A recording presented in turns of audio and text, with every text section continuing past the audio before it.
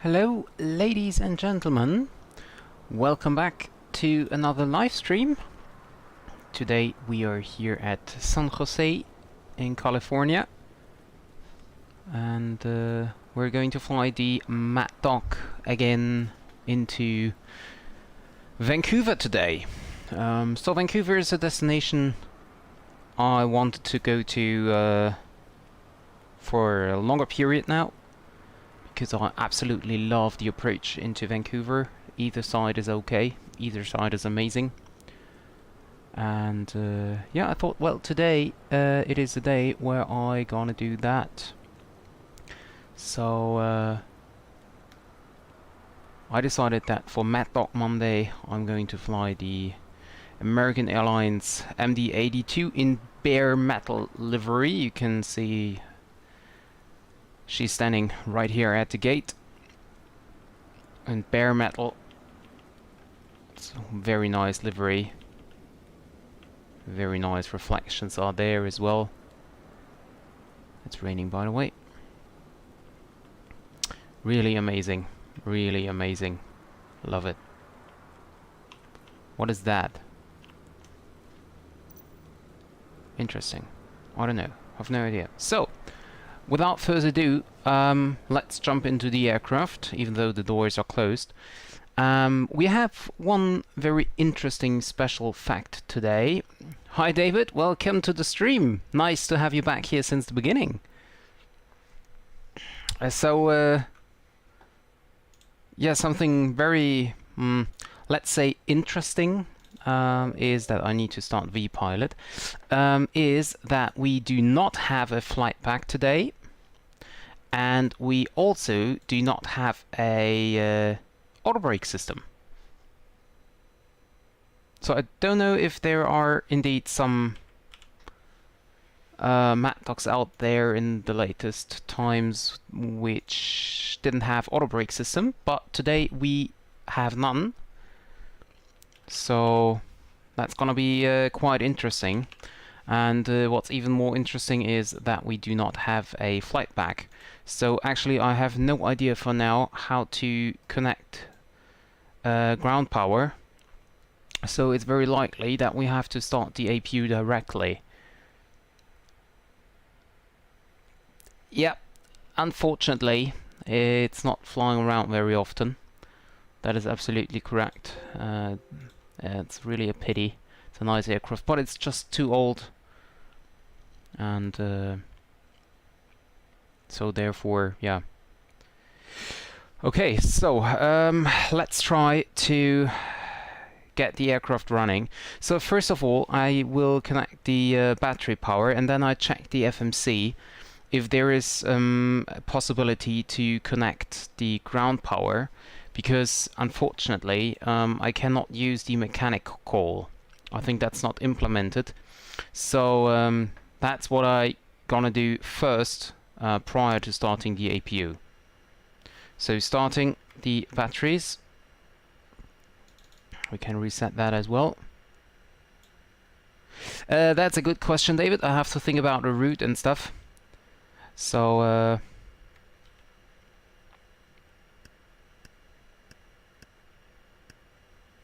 so we can see that the batteries is currently discharging.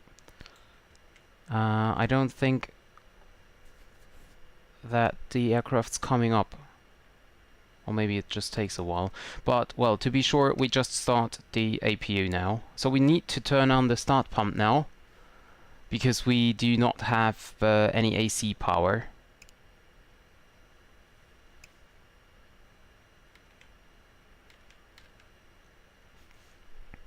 London, Sydney with a Cessna 172. That's gonna be a very long stream then. Yeah, we have to think about something very special. And it must not take too much time. So yeah, I have to think about it, and also I have to time. I need to have time for it. That's the biggest problem, the biggest concern. Yeah. So APU is running up today with the start pump, as we do not have AC power. APU is now up. Autopilot.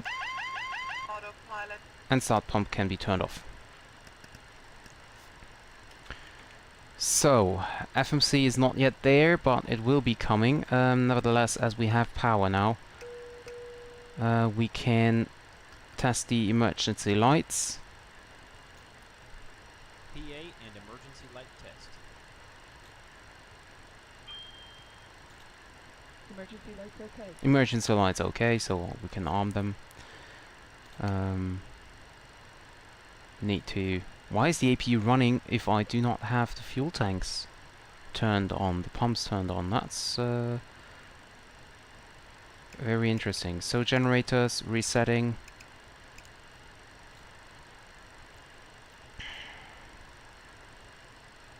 Well, we can turn on the APU air. Well, it takes about 60 seconds until we have pressurization. We set these to auto, and then we continue here with the testing. So let's zoom out and check the ground proximity warning system. Lights slow. Both lights are on, Terrain. and this one is colorful as well. Pull up. Alright, come on. Can we please get rid of these? Thank you. Okay, this was working. Wind shear test. Oh. Headwind, shear, headwind, shear, headwind, shear. Yeah, sorry. Yeah, okay, autopilot is disconnected. Tailwind, shear. Yeah, I thought about even doing long haul maybe, but I'm a little bit afraid that the simulator will crash mid-air, so that's the problem. But yeah, we will see. Wind shear is working. Logo lights can be turned on. Overspeed. Stall test is working. Stall. Okay, anti-skid test working as well. Lights coming on. Yaw dumper is on.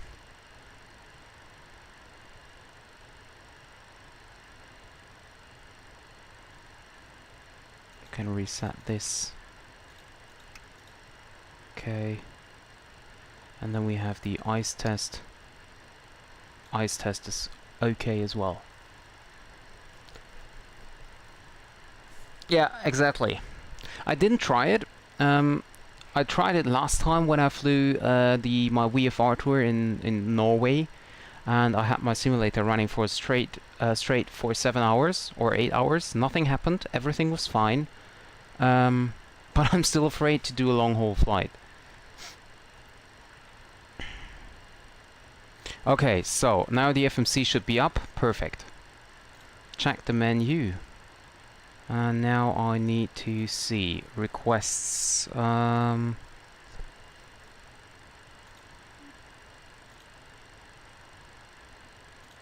Weight and balance. Well, there is a point where I can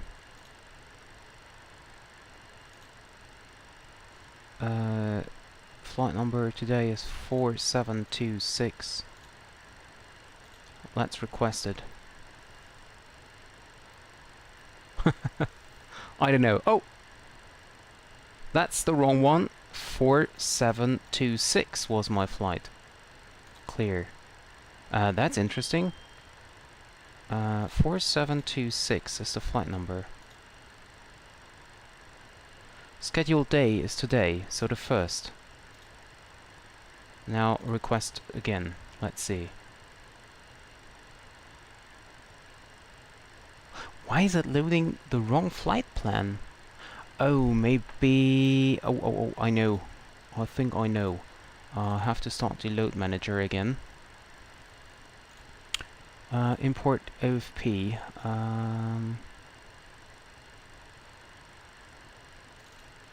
Let's see.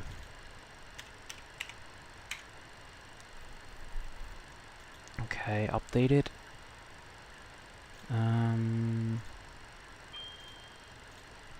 Okay, so that should be it. Flight plan. Yeah, that's the wrong one, sorry. Crew message. Weight and balance preliminary weights. That's the wrong one, ladies and gentlemen. Okay, do it another one. 4726. Date is the first. Oh yeah, clear. Sorry. 4726. Date is the first. Now, see, that's the first problem we're encountering, as we do not have the EFP. Okay, there we go. Now we have it. Flight today is about scheduled block time today. So meaning basically from gate to gate is about 2 hours 15, I think, and air time is 1:57. Planned. So request a weight and balance.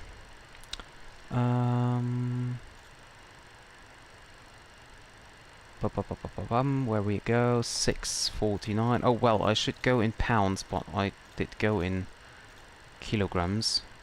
Taxi fuel is set to be 363 and block fuel 9906.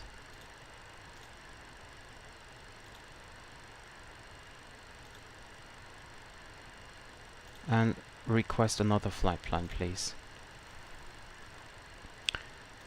Request is the same, I think. Flight log. I know that there is a button.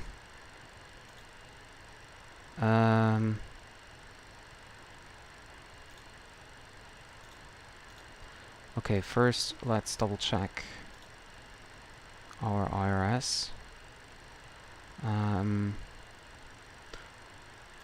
KSJC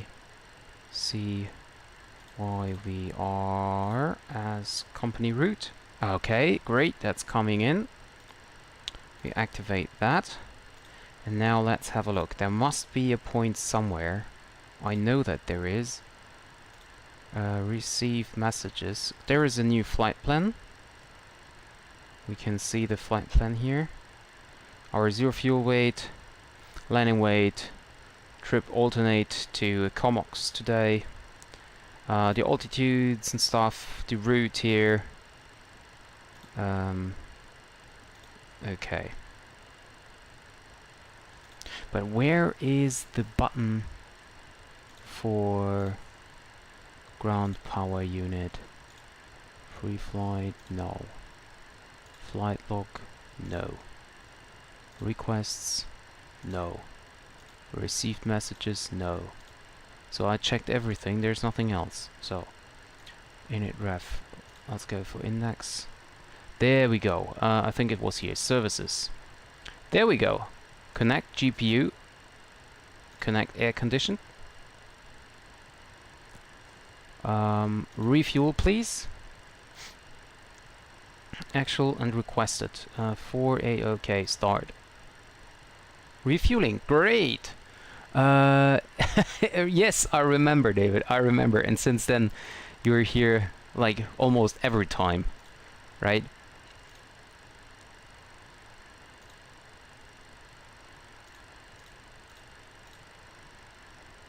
Or maybe I could close these and just use the forward cargo. Okay. And then I can use this one. Then we have the stairs. Oh, that's great. Yeah, that's right, right. That is indeed correct, yeah. That was a quite nice time. So I did request external power here as well, just so that the APU doesn't need to do as much. Oh, boarding is going on as well. I didn't want to do that because I'm still refueling, but well, anyway, it's refueling. So, menu, there we go. ACARS, received messages. Flight plan. Why is there no requests? Weight and balance. Let's request the weight and balance again. Send. Because I do not want to have the flight plan, but I need a preliminary.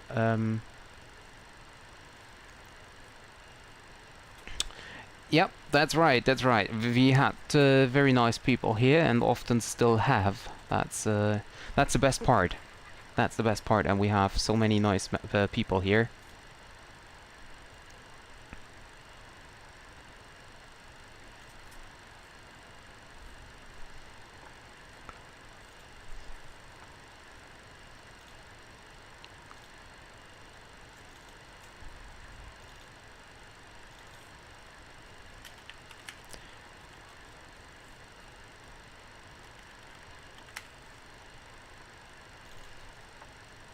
Okay, so we go for the...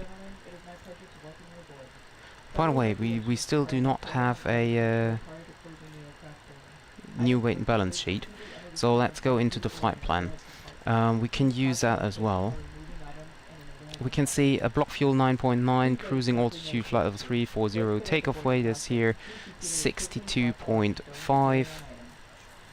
Zero fuel weight is actually 52.9. So let's turn that in here. Well, he promised to be more active in the next time, but I think he has a lot of stuff going on in real life. So of course there's something more important than just watching my streams. So I told him that his first, or that his private life is the most important, so if he doesn't have any time, then it's okay. So zero fuel weight is set. We're still refueling, but I think that can be done automatically. We go for Perth. Cruising flight level will be 340. We have 9.9/N. Zero fuel weight was 52.9. And we have reserves of 2.7.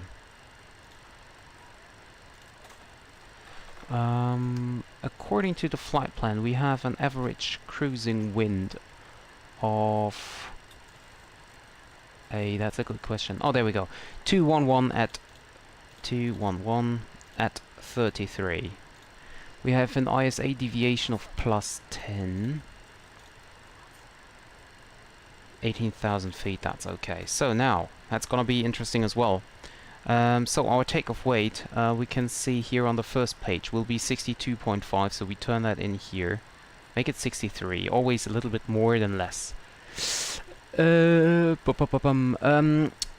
new Boeing 737-600. Well, as far as I heard and saw, it's a very nice aircraft, as one would expect from PMDG. For me, as I said, I will not buy it, even though I'm very surprised about the pricing of $35. I think that's a fairly reasonable price. But yeah, I won't buy it because there are not enough real-world airlines flying this. So for me, it's not worth it, especially because I have the 737-700, which basically is not really, like, you know, worth for me as well. But it was the first Boeing, and it was from BMDG, so I wanted to fly Boeing in the simulator, and so I decided to buy it. That is the reason I bought the 737, and I think now in the end it's an amazing aircraft. I really like to fly it, and I'm really looking forward for the 737-800, which hopefully will come around in mid-August, as it is, well, at least planned for now. And yeah, so we have runway 30 for departure. I just need to double check on the charts whether it is 30 right or 30 left. I think it's 30 right if I remember correctly. Taxi departure will be the San Jose 3 departure. Why is... That doesn't make any sense. Wait a second, I have to double check. What is my route? Mooney and then direct, okay, and then, okay. So we're gonna fly a different departure. The routing here is a little bit weird. We are flying direct to... okay. Yeah, so we're gonna fly the Boomerang departure. I think it's Boomerang, and then Herner transition. That should be it. Okay, yeah. We're going to fly that. Definitely, for sure. Because the routing is a little bit weird here. So, okay, yeah, it's actually 30 right, what we can expect for departure. And, well, the Boomerang 4 is from, it's from runways 1-2, that's the reason. Well, according to the wind, we have 340 at 3. Oh well. Why is he Boomerang for... That's weird. Herner transition. Element departure. Well, we could fly the San Jose. You know what? We just fly the San Jose 3 departure. Can I just... Why can I not click it?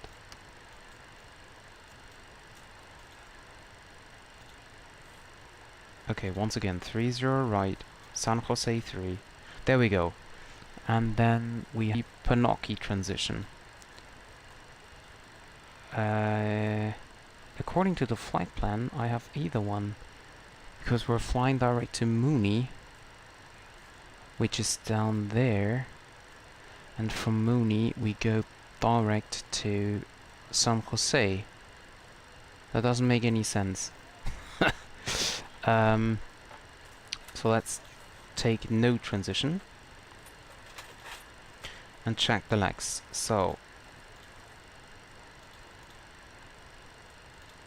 Ladies and gentlemen, it is my pleasure to welcome you aboard. Mooney, and then okay. Okay, Pain, and then Pain 4. Okay, great. Okay, I think my departure preparation will take a while, and now we are receiving a lot of messages here. Let's see.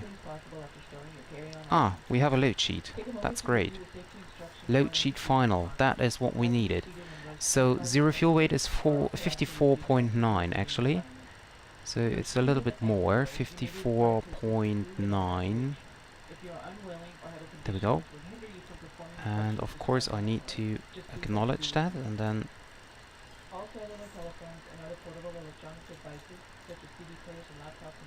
oh come on, FMC, received messages, load sheet. Okay, there we go. So zero fuel weight. So we have to do some different calculations here. Zero fuel weight is 54.9 actually. We have takeoff fuel 9.5. That's okay. That's okay. Dry operating weight. Okay.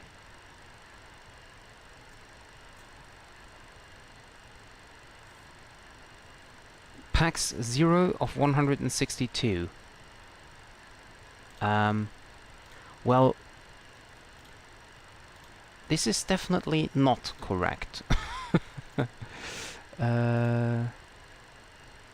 Unboarding. So I have... Well, that's weird. What is that?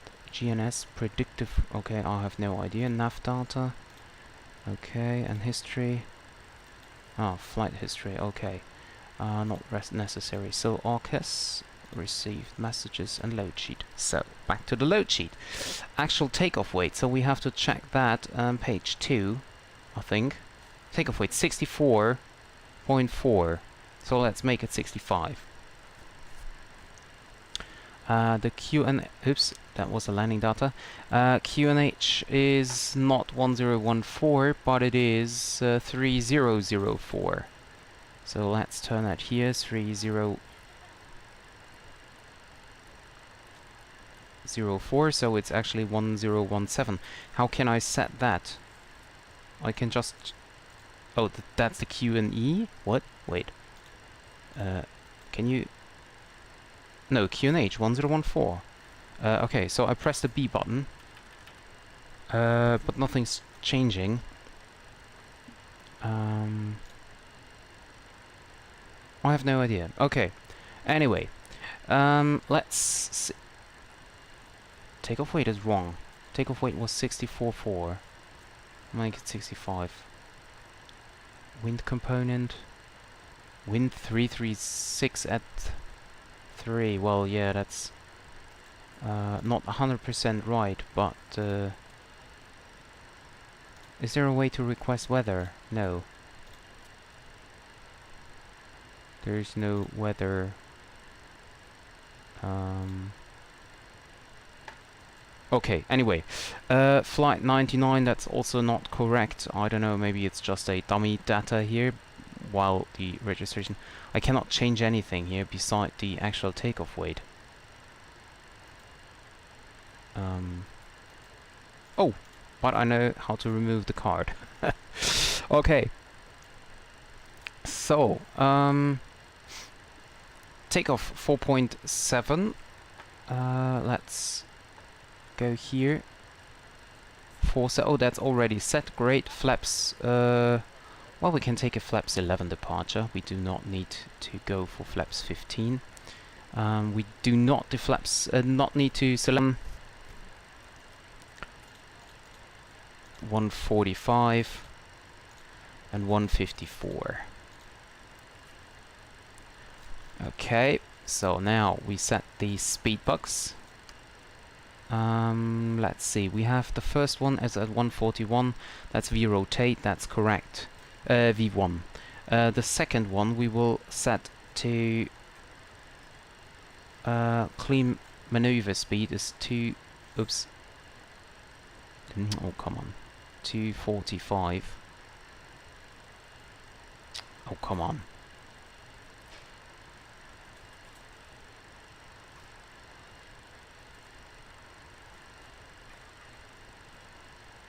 .245 as clean maneuvering speed. Then we have... What is the second last? Final... Oh! 65.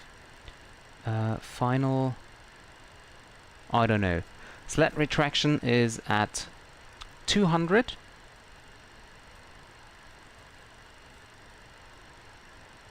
So that's the point where we need to retract the sleds. And then we have V2 at 154. That is set correctly as well. Okay, great. Now, next point. We should have done that before.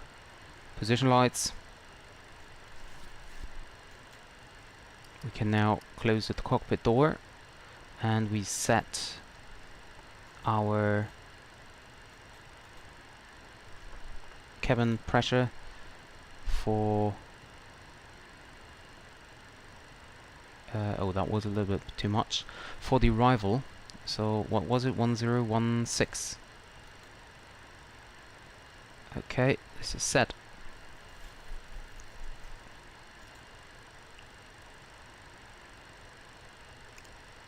Hydraulic pumps can be set to low. I don't know why they are even set to off position. But yeah. So next, flight recorder.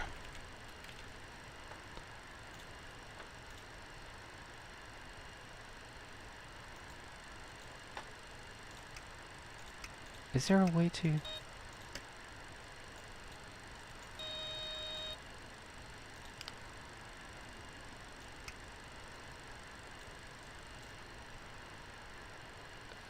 there should be... Well, I don't know. Should be a test for the flight recorder test. Mother Strong, hi, welcome to the stream.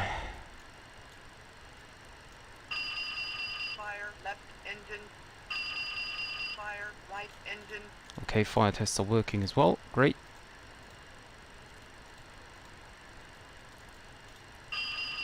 Fire, left engine. Okay, there we go. We were already talking about you, David and me. But nothing special. So let's make a test here for the cabin pressure. Okay, that's working. Go back to the off position.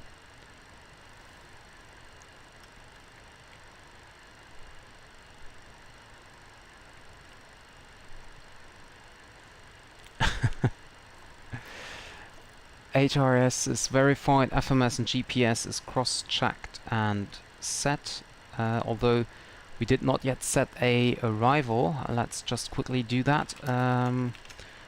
We expect, well, basically we do not expect any specific runway. I think we're gonna land on 08 as the wind is calm at the moment. So we're landing from the seaside. ILSO right via the Pane 4 arrival. Okay. So we have set the FMC cabin signs. Yes, we can set now the seatbelt signs to on. Windshield anti-ice switch on. Stall warning tested, engine sync selector is off. Air condition shut-off switches are set to auto. Fire protection system is tested. TRP, we can test that as well. Yeah, it's working. Fuel quantity, we have 9.8 tons. Okay, we should have 9.9, but that's okay.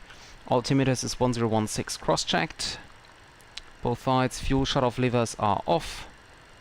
And cabin pressure lever is set to auto. No, he is still here, I guess. Welcome back, David. So let's double check if we have any controller. No, we only have LA Center and we currently have a Vancouver Center. Let's see if he will be online once we are approaching. So yeah, there we go. This is set. Let's double check the routing here. It looks weird, I know, but we're doing a right-hand turn towards Mooney, and from Mooney we're gonna do another right-hand turn. Wait a second, so we're flying down to Mooney, and from Mooney we're taking another right-hand turn. I don't think that's an actual departure here, but well, let's just do that. We just have to take care that we are high enough, so we do a full takeoff departure. Can set this one in here as well.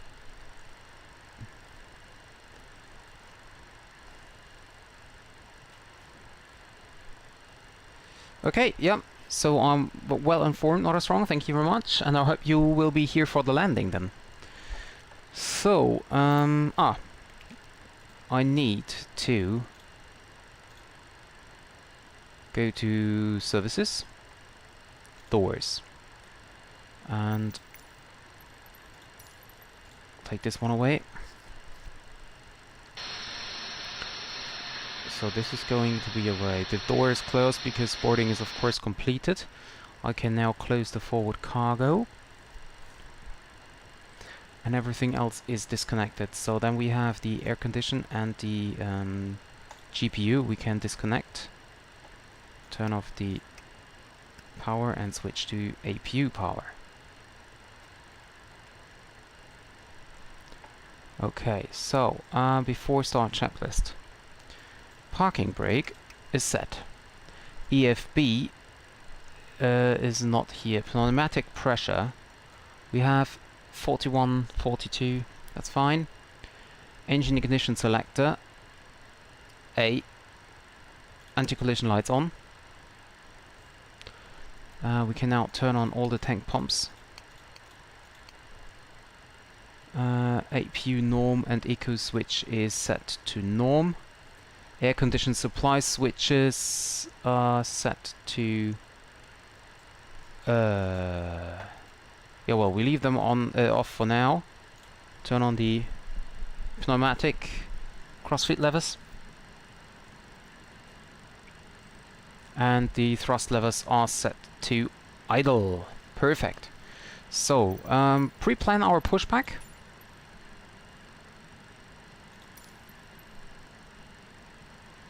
Yeah, I hope so as well. I'm still struggling with the landings, and this is totally weird.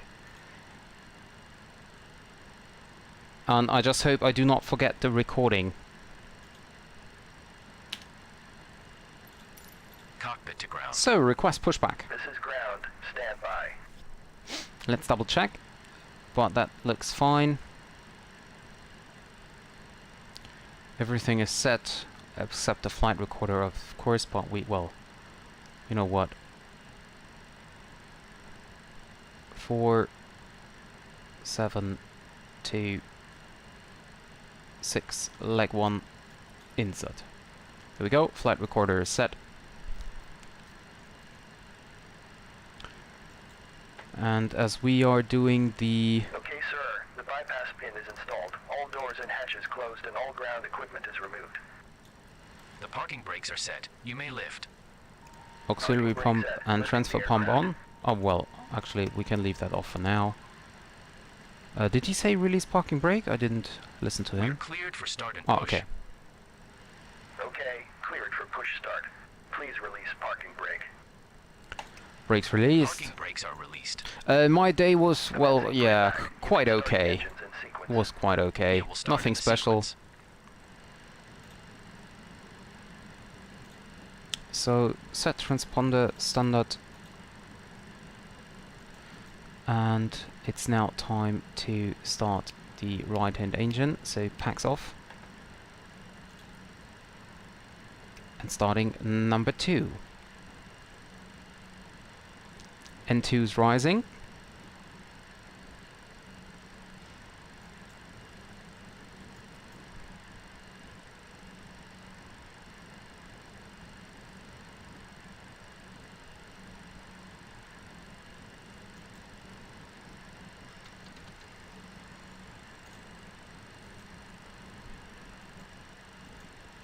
And engine number 2 is coming up.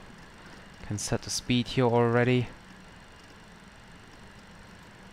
And turn off the start ignition button. And now, what about the cabin? Why is cabin supply coming in like 35 degrees? That is absolutely not good. We now turn on the Okay, pushback completed. Please packs. set your parking brake. Parking brake Parking is brake set. Parking brake set. Lowering aircraft. And start the left-hand engine. Ground. You may disconnect. We have all Okay, pressure, sir. that's Clear fine. to disconnect. Pin has been removed. See you at the side. Have a good flight.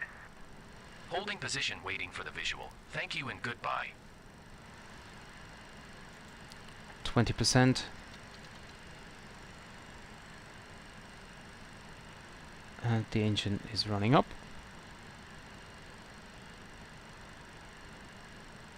Oh yeah, and by the way, we just have 9.8 because we had the APU running all the time. That was the problem.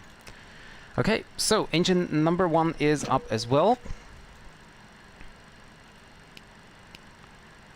Turn on that. Ignition selector is off. Okay, and we can turn off the APU now.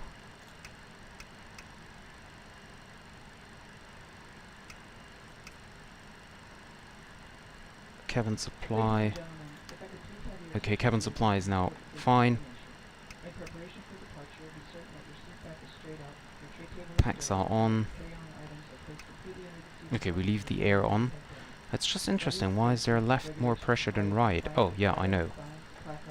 Can turn that off again as well. There we go. Pilot stall heat set to normal or captain. Engine ignition selector is set to off. Pilot and static heaters on. Heaters not necessary. Alpha and engine anti-ice switches not required. Air condition supply switches are set back to auto. Hydraulic system is checked. We can set that high and also open that. And what is interesting, I have now 1,500 pressure, a PSI, so 1.5 basically. And if I now open the pneumatic crossfeed levers, I have now 2.4. So we leave that on so that the passenger can get somewhat more air condition here. Okay, so after start checklist is complete. Maybe I should go to Unicom and broadcast my intentions.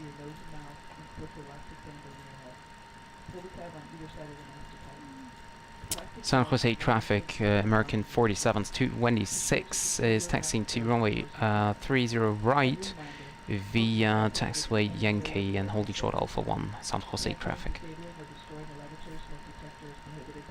And I need to set the trim. I almost forgot that.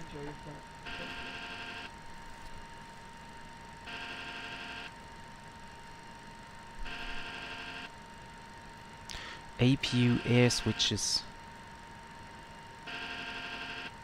off. Okay, then I can close them.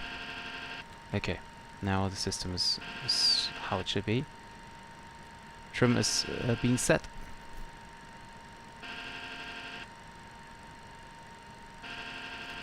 There we go. TRP art is set to takeoff. Flight instruments and bugs are set. FMS GPS is checked. Flight controls.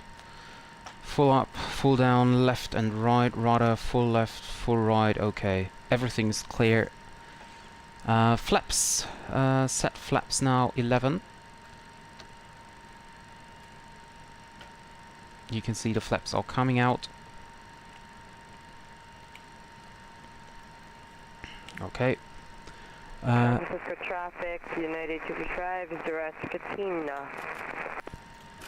Last call. Okay, I cannot. Okay. Fine for me.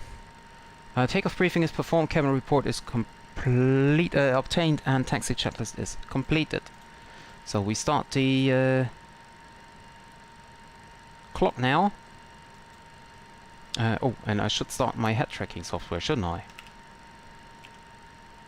There we go. Okay, left is clear, right is clear as far as I can see. Release the parking brake. And turn on strobe lights here already. And, here. Taxi lights on.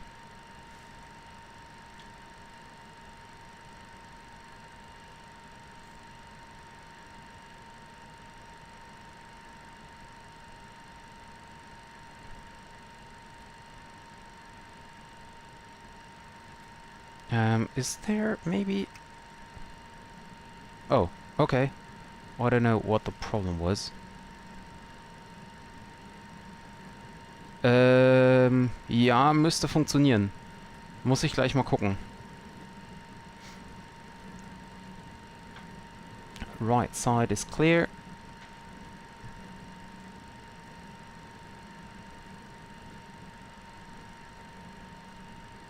Right side is still clear, I hope.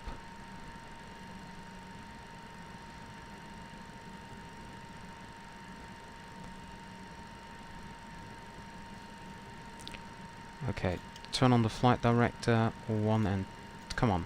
1 and 2.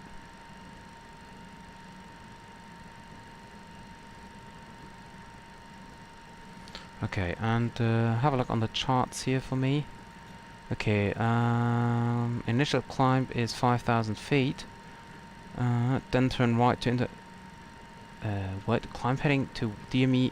Okay.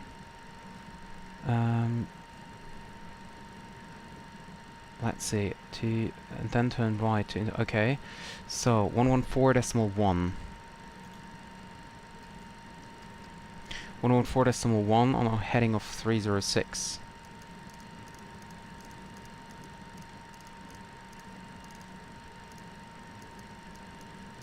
Okay. So we have to climb out at DME 1.8. Climb heading 3 to DME. Okay. Turn to right and proceed to OAK. Okay.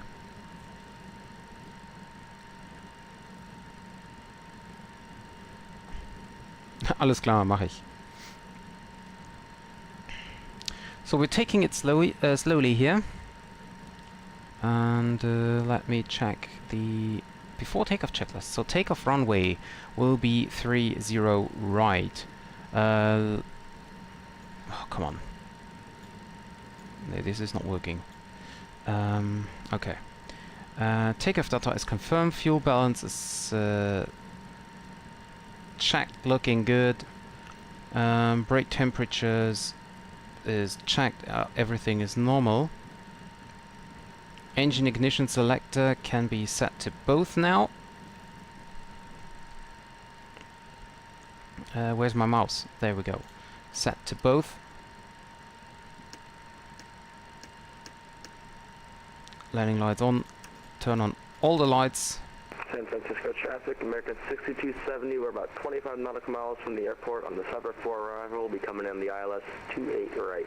And before takeoff checklist completed. EOAP is only APU generators off. But that is... Wait a second. Okay. APU master switch off. Now. That's better. Okay, so... San Jose traffic, American 4726, runway 30 right, lining up, taking off, San Jose 3 departure. Okay, turn on terrain radar. That's very important here. Transponder mode, Charlie.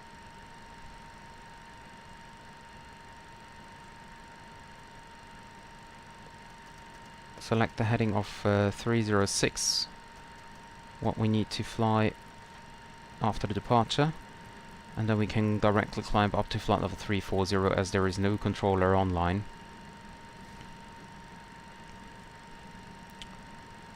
So we can set that already in. Let's go here for 1000. Final approach path is clear. APU is now shutting down. Outside air temperature is fine, so we do not need anti-ice for the clouds here. At least not for now, we have to take care about that later on. And okay, braking. So we are on the runway, clock is running, windows are closed. Lights are all on. Overhead looking good, EOAP is clear. Okay, we're taking off. So give it a little bit thrust, 1.4. Stable. Release the brakes, auto throttle. And takeoff thrust. Takeoff thrust set.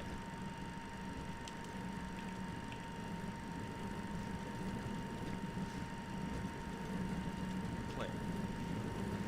So it's now in clamp mode. 80 knots, cross-check. 80 knots cross-checked.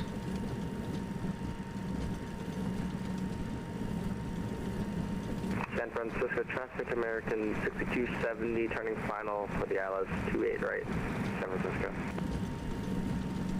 We've won. Rotate.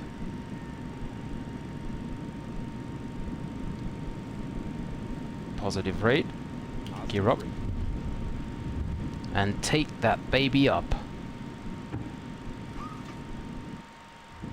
Gear up, Lights out. Okay, and right turn. Oh, no, actually not yet. We need 1.8.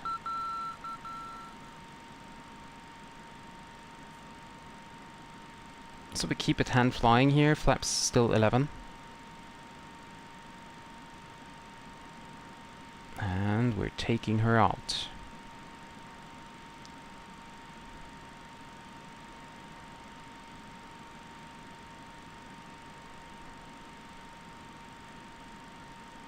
.4 DME, we can see that down here, 1.6. 17, San Francisco 18, traffic, 19, United turn 6270 right. Fully established, 28 right, 10 mile final, San Francisco. And we go to, oops, climb thrust. Climb thrust set.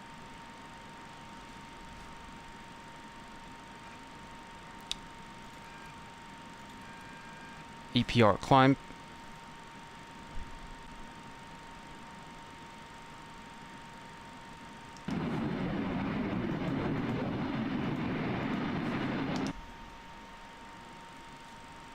And then we direct Mooney. Okay. Come on, nav on, autopilot on. Go for vertical speed 1000 to flight level 340. Nav captured, okay.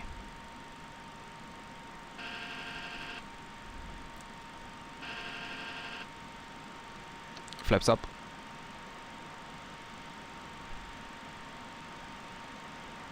Flap 0. Retract slats. Slats retracted. Now climbing with 1000 feet per minute until we reach 250 knots, and then we switch to climb IIS. Lights off. San Francisco traffic, American 6270, 5 mile final, 28 right, San Francisco.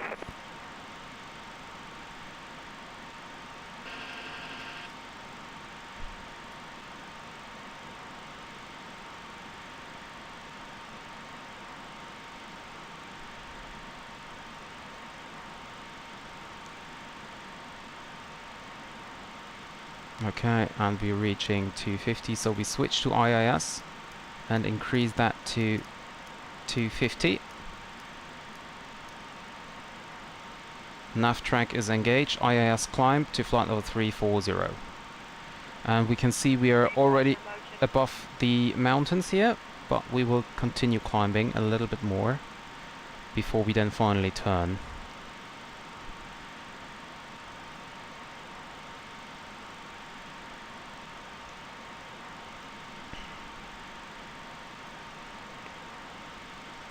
So we check the brake temperatures again, but that looks good.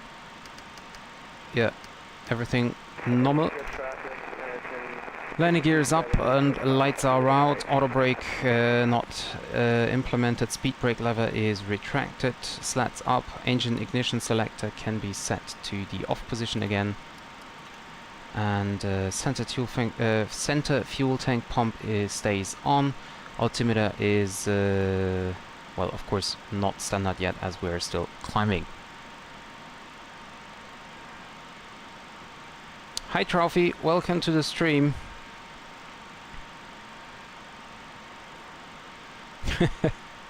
Nice to have you back.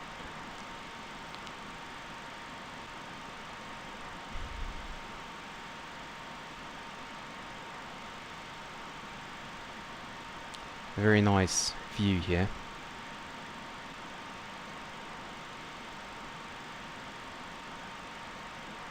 And I think we are high enough now, so we can turn direct to San Jose. There we go. Perfect. Turning right now. And I'm now turning off head tracker.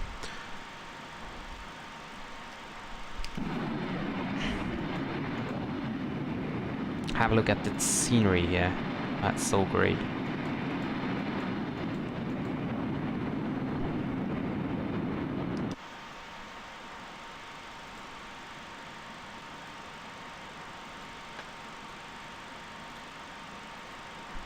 Go out with the range to 15 here.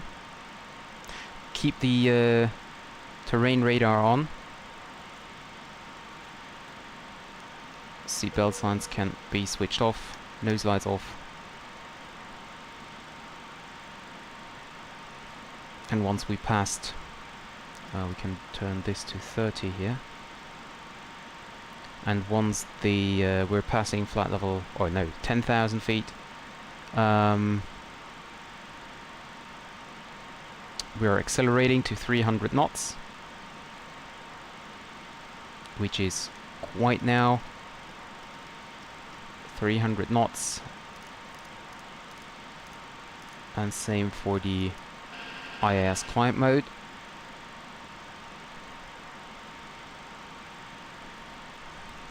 Let's see, I've never pinned a comment before.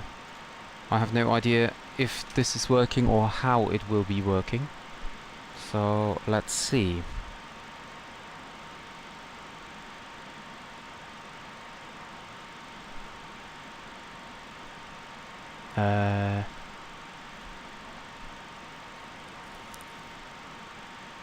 That's funny, I don't see your comment.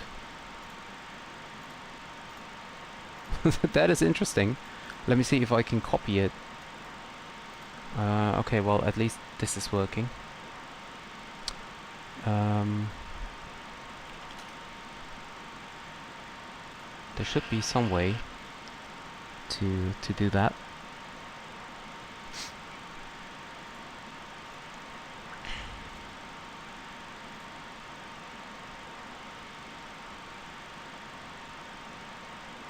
Yep, I know that. I heard it.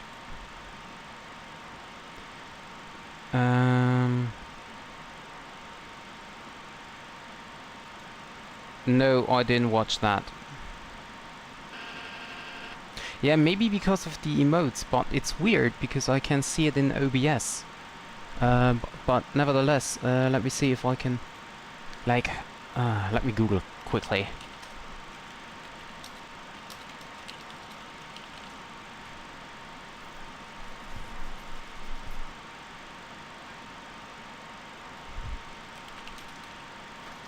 I'm not sure if I can pin chat messages.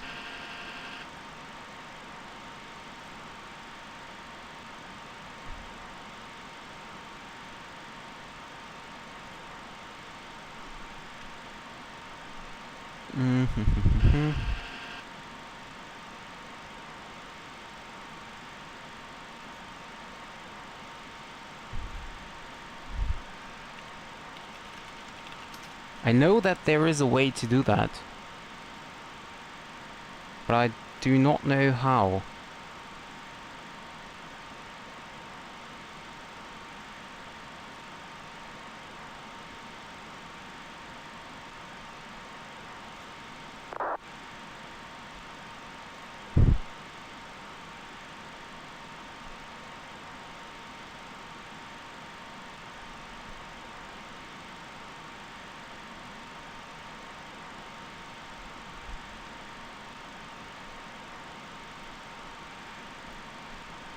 Okay. I see. Okay, I at least I can. Let's try this again. So, see.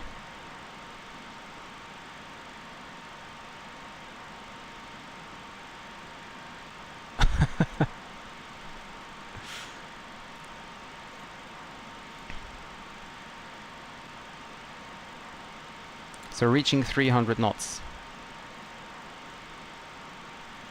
Can delete that card, we don't need it anymore.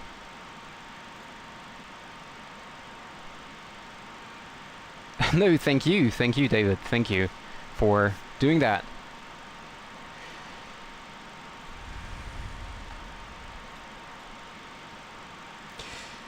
So, let me see, where am I on the map? Where am I on the map?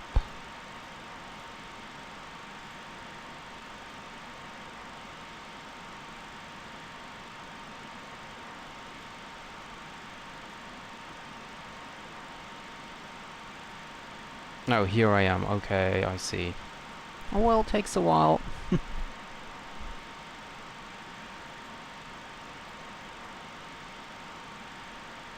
So we have Vancouver Centre and Vancouver Tower currently active, and IFR approach is RNAV or visual, runways 8 left and 8 right.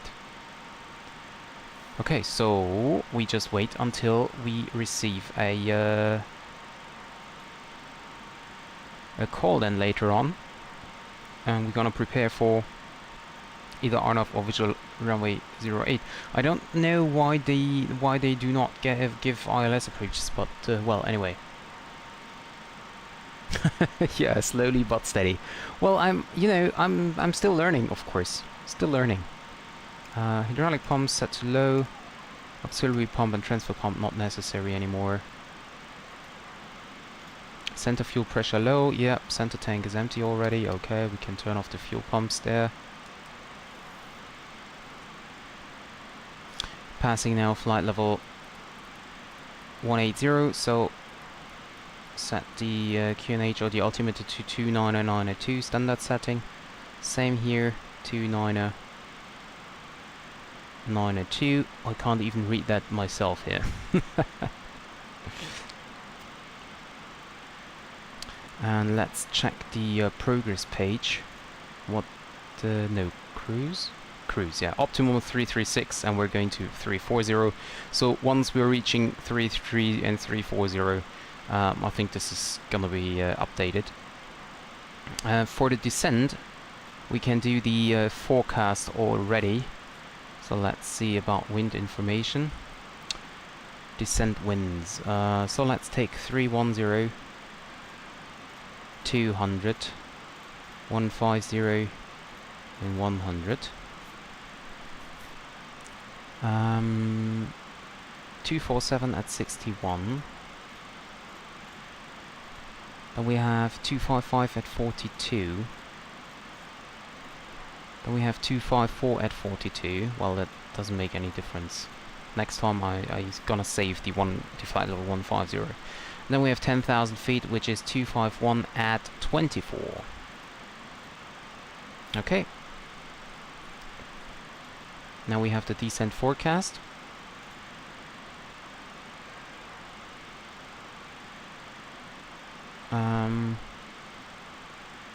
Let's say minus, let's see if this is working. I have no idea. Well, no, it's not. Anyway, we leave it as it is. Okay, so let's see what the outside looks like. Wow, amazing. I love this area here. It's just amazing. Down there is another airfield.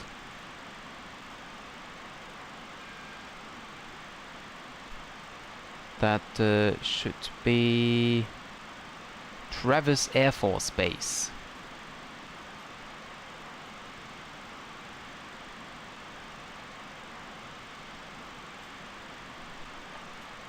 Where there's a little map cut here.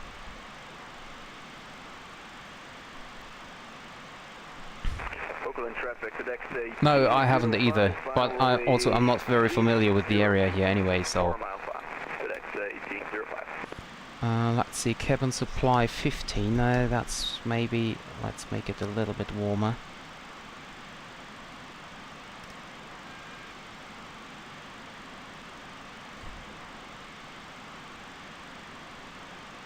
Cabin altitude is rising, that's fine.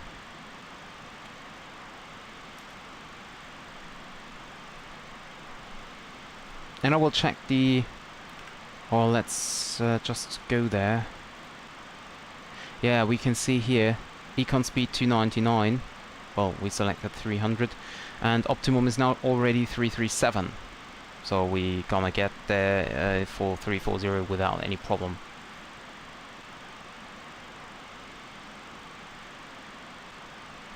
Oh, did you, Trophy? This was this A330 flying like, I don't know, like circles, or because it could be a tanker, but it could have been a how are these aircrafts called? Like aircrafts which patrol the border. So maybe he was on his return.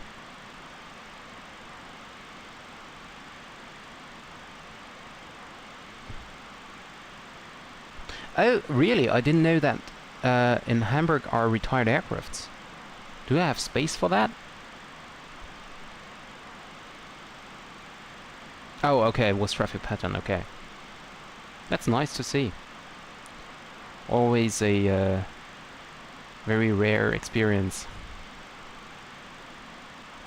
I remember when I was in Beijing airport spotting, I saw a C-17 Globemaster from US Air Force landing. It was my first military aircraft. That was also a very nice experience.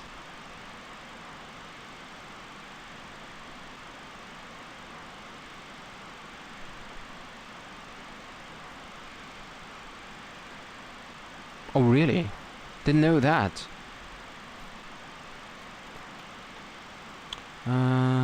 Airports. We can turn off terrain radar now. We do not need that anymore. Well, actually, we don't need any airports here on the map as well, so let's just leave it. There's our top of climb. Flight level 25260 now.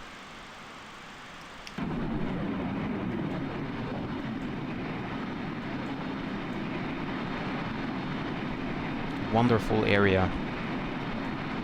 Except this little scenery cut here in the map system. Map service. 928, final runway 179. So you can see now in the overlay, the landing time will be 2014 Zulu.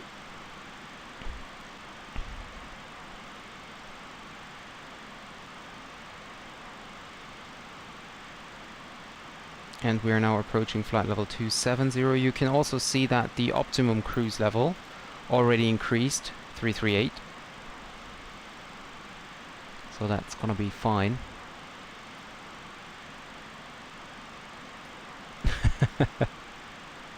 I still love it, David, how you like party every subscription, because I don't see that. I don't get a notification.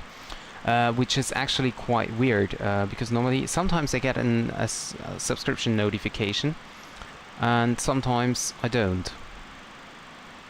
Don't really know why.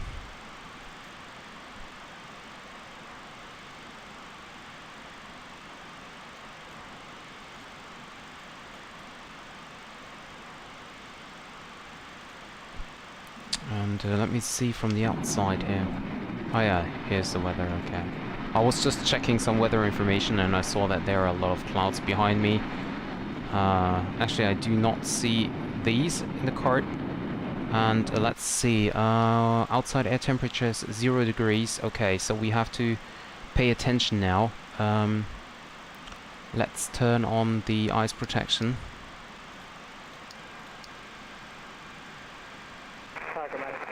Spur 928, landing runway 179. You said your spare wings?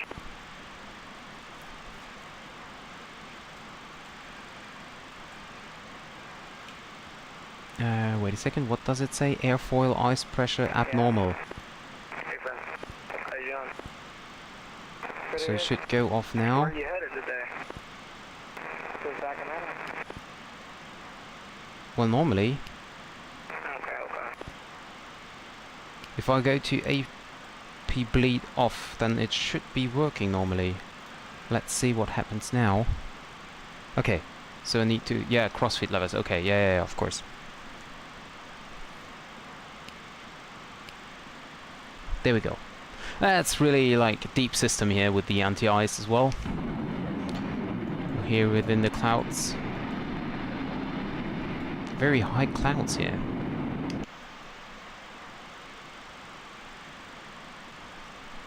Sacramento traffic, Spirit Ring 1808. 5 mile final runway 1 right. Yep, you're alright, David. That's absolutely right. By the way, is this... No, it looks normal. Oh, I remember. I still have the filter on, I think. Have a look. That's better, I'd say. I was just having a look on the stream and was wondering why it's so bright, but yeah, I know why.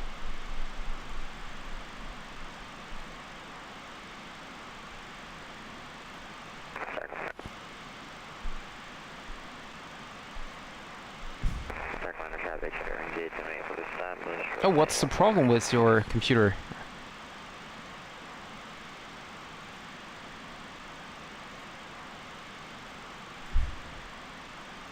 So flight level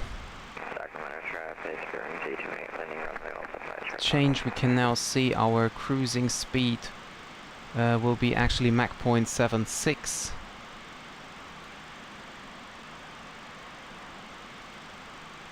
And we have even 7.5 here. So we turn that back to 7.5 then. And also here, let's go for 7.5 then.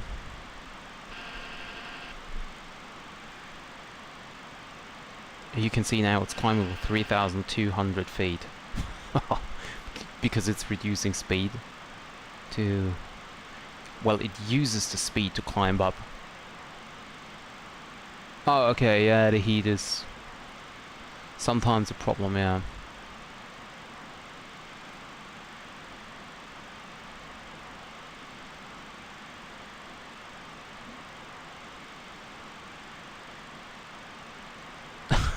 Oh, really? Is that the case for Dresden?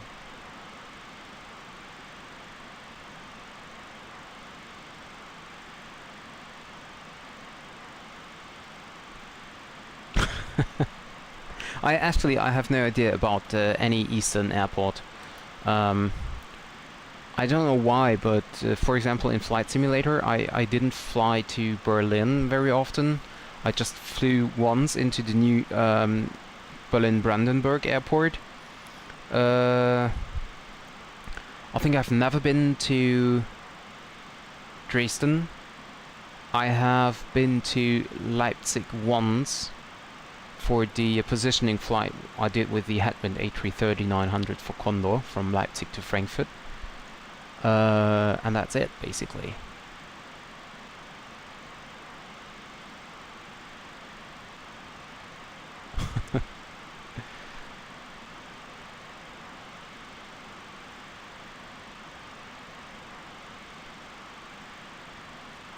So I need to have the anti-ice still on,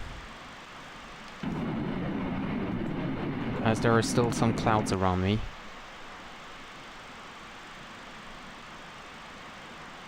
Oh, I'm looking forward when the when finally the weather radar will be working.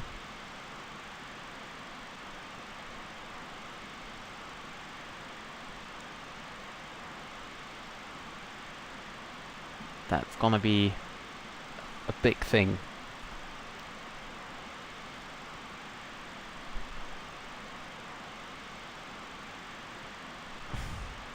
Yeah, I really thought about going to Eastern Germany to have a look on the Bulgarian air charter MD-82, because I don't know how long they will be flying it, but I don't think they will fly it very long in the future. So, yeah.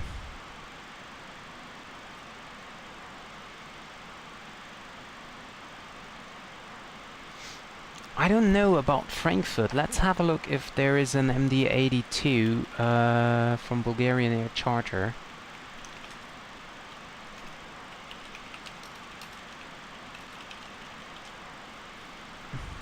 Let me see. Because I don't think they are coming into Frankfurt with an with an MD. I know that they are flying there, but I don't think they're coming with the MD-82.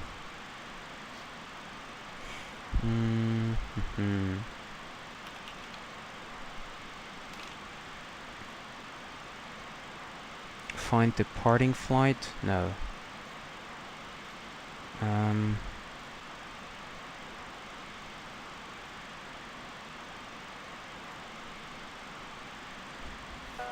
Well, I'm currently checking flight radar 24, but I think that's a stupid idea. It will take years until I find something. And even then, it might be very likely that they are coming with the A320 or whatever they fly.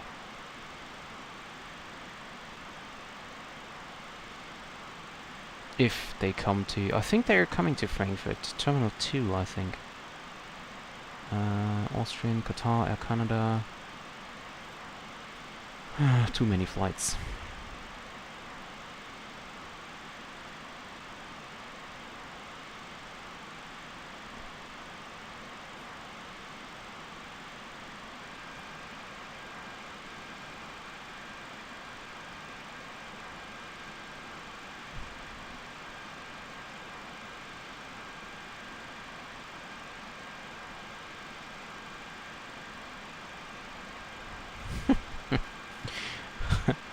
That will take years. Yes, that's right, David.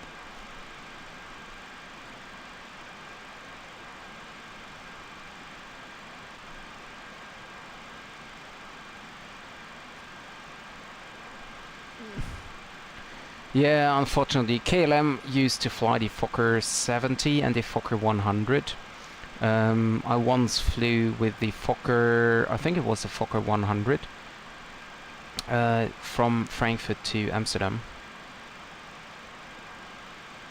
That's a neat little aircraft, nothing special, but nice to sit in. And I'm happy that I took the opportunity to fly in the Fokker, because just a few years later they quit the service with the Fokker. And now they're only flying Embraer. So isn't there a way to filter departures on Flight Radar? So I just want to see Flight Radar 24 going to Frankfurt Airport, list the departures from Bulgarian Air Charter, nothing more. But apparently there is no way to do that. I can just filter by live flights.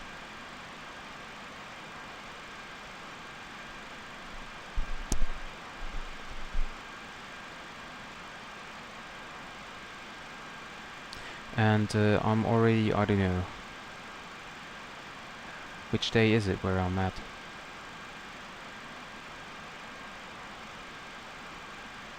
Load later flights, oh come on.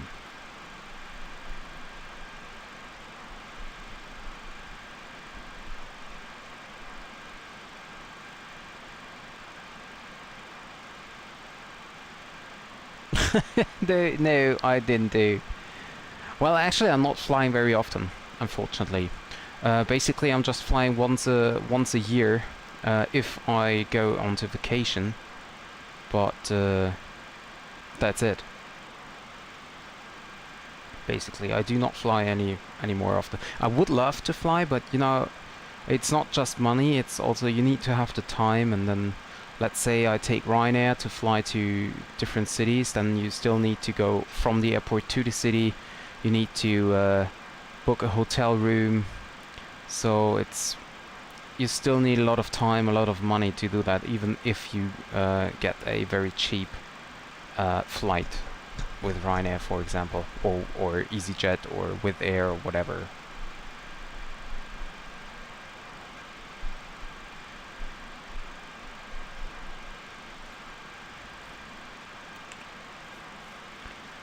So, by the way, I can check cruise, and I think we can now turn off the anti-ice.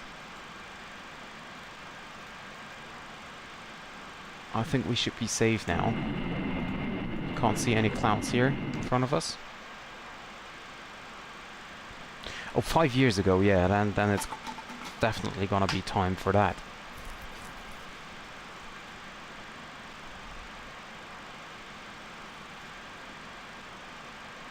I think Ryanair gives a good opportunity to take cheap flights. So for, let's say, just a weekend or so,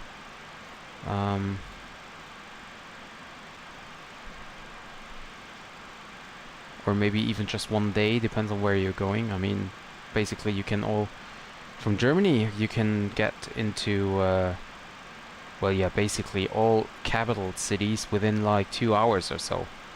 I mean, if you go to London, it's just 1 hour of flight.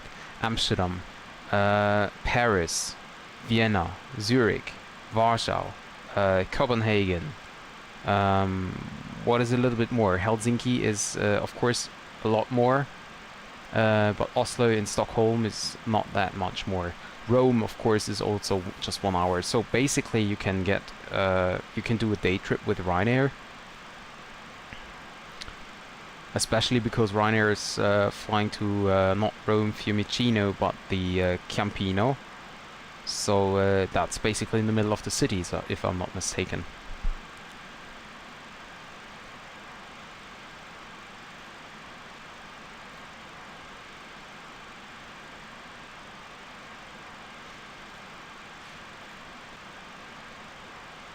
Not sure though if I'm flying the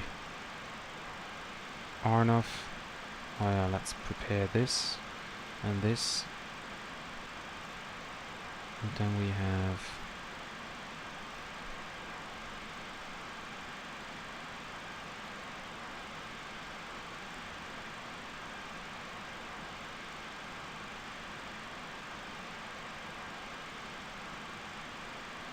go for airport and parking positions. Okay. Port.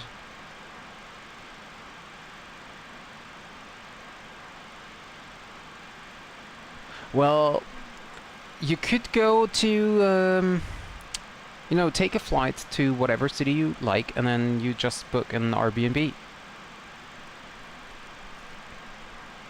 for example.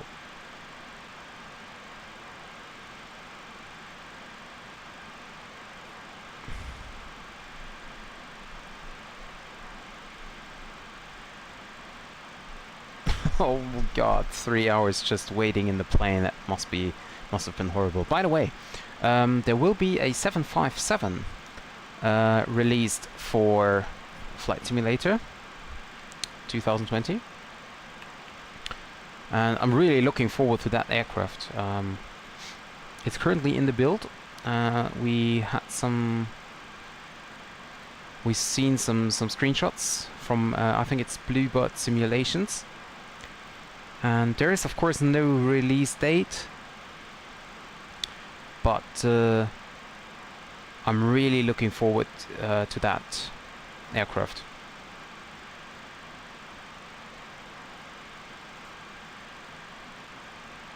I just don't know when.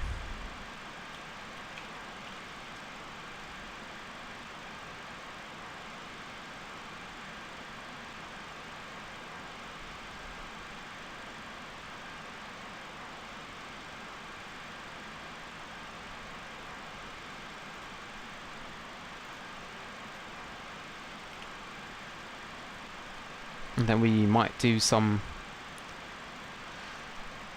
Condor flights with 757. That's a really great aircraft.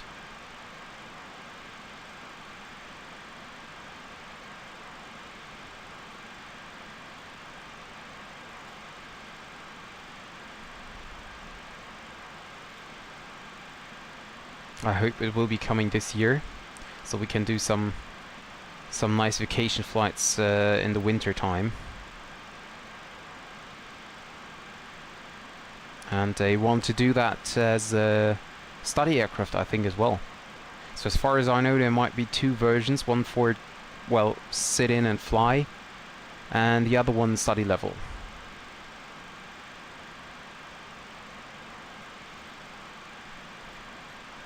But as I said, I have no idea when it will be coming. Hi Drini, welcome to the stream. Both of them actually, David.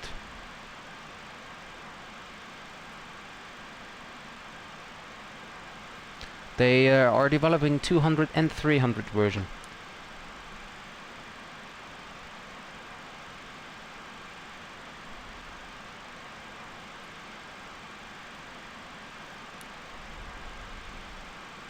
And I think they are also building a Concorde, if I'm not mistaken, but I have no information about that. Yeah, it's so great. And the 757 has a wonderful performance. You can take off very short fields because it's having so much power. That's just amazing.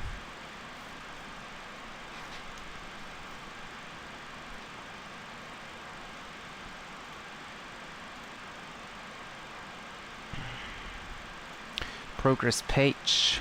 Let's see. There is again no top of descent. Is it? That's interesting.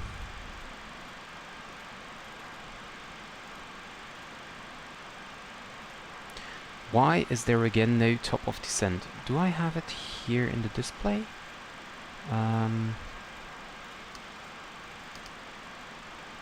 Let's see. I think, yeah, there should be it. Behind Seattle. There we go. Shortly after Payne. Let's see what my flight plan says to that. Seattle, TOD, and then 5 miles. Okay, so my flight plan actually says 5 miles in front of Payne. Well, we will see.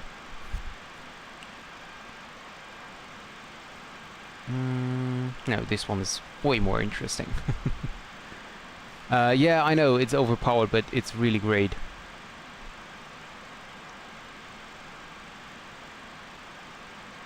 Yeah, exactly, because the gear is quite high for the 757, so or maybe the aircraft itself is small. No, not small, but you know, not high. Like the cabin is not really high, but I don't know. It's a very specific look of the 757. I love that as well.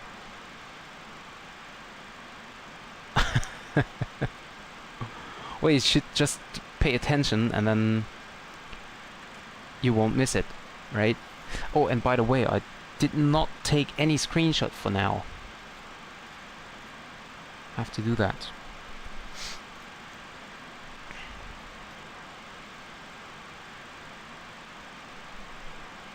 Oh, what is that mountain there? I have no idea. Can someone tell me what this mountain is? Does anyone know what mountain this is?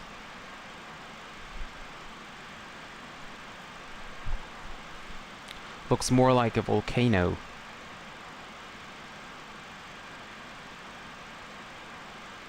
So if you know what kind of mountain or volcano or whatever this is, please leave a chat message, or if you're watching the stream afterward or the video afterwards, and please leave a comment down below.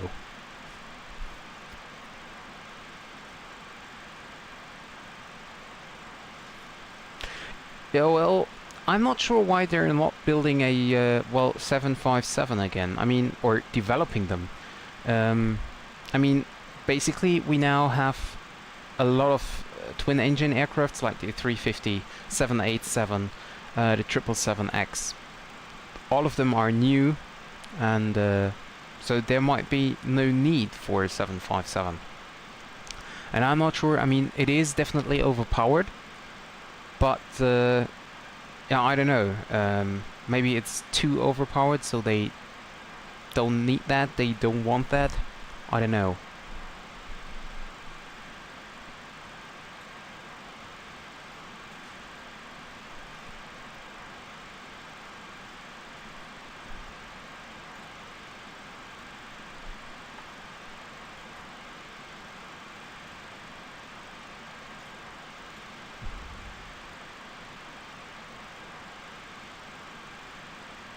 You think so?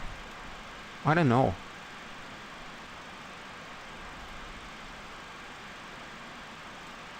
I mean, the 757, you can do long-haul flights, you can even do short-haul flights. I mean, imagine the 757 can land, for example, into Corfu, or also at Madeira, where basically no bigger aircraft can land, because they need too much runway length. And I think it's a very nice aircraft for like basically everything. Short haul, long haul, short runways, long runways, whatever you need. Yeah, exactly.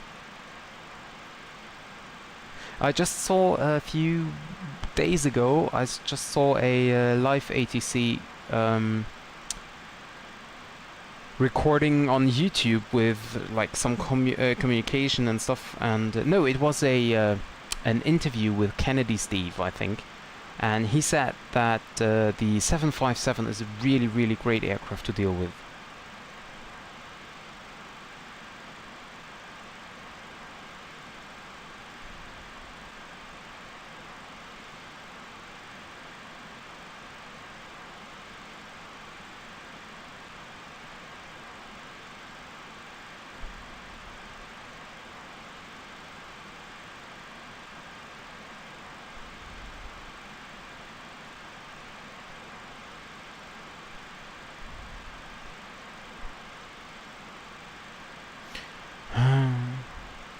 Well, maybe one day we will get the 757 back. I mean, imagine the 757 with a like updated or overhauled engines. That would be amazing.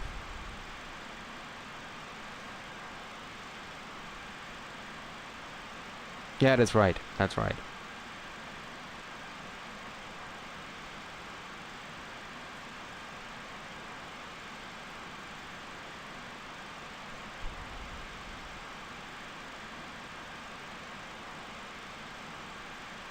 And we're now getting, by the way, into Seattle airspace in a few minutes.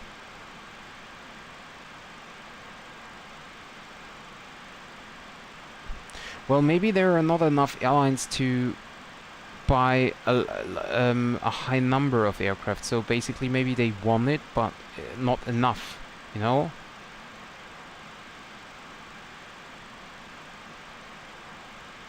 Yeah, that's right. Actually, I'm really surprised that I was able to manage a departure and everything with V speeds and stuff like that without the EFB.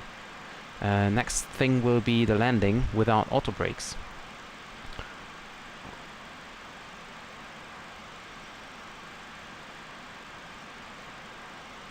Well, actually the 767 I didn't like that much. The 747-200 was, well, yeah, kind of okay, but nothing special for me. I really love the 747-400, and as the 800 looks the same as the 400. I mean, it's the upper deck is a little bit longer, and the engines, of course, are different, but overall the aircraft looks the same. So if you are not into aviation, you will not recognize the difference between a 747-400 and 800. So that's what I like. The A330-200, for example, was horrible. I never liked it, but the 300, for example, was great.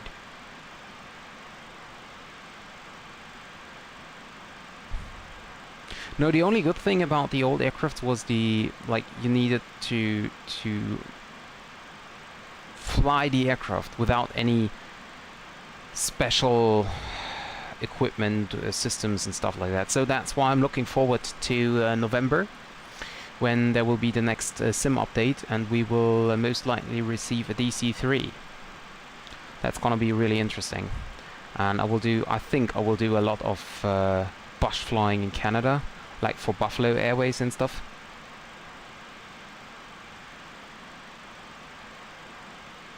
Well, the A340, I have to admit, the older I get, the better I find the A340.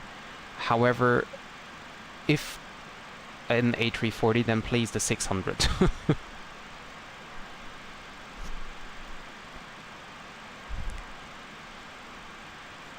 Exactly.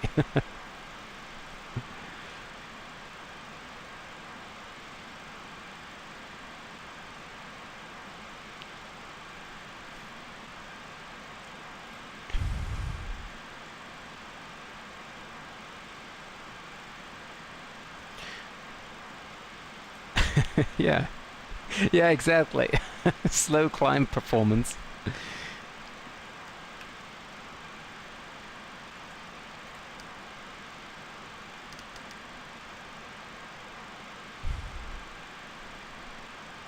So I can get the landing data here. Let's see, load sheet. We have the landing weight, or let's say the estimated landing weight, 58.3. 58.3, so we'll take it, let's make it 59.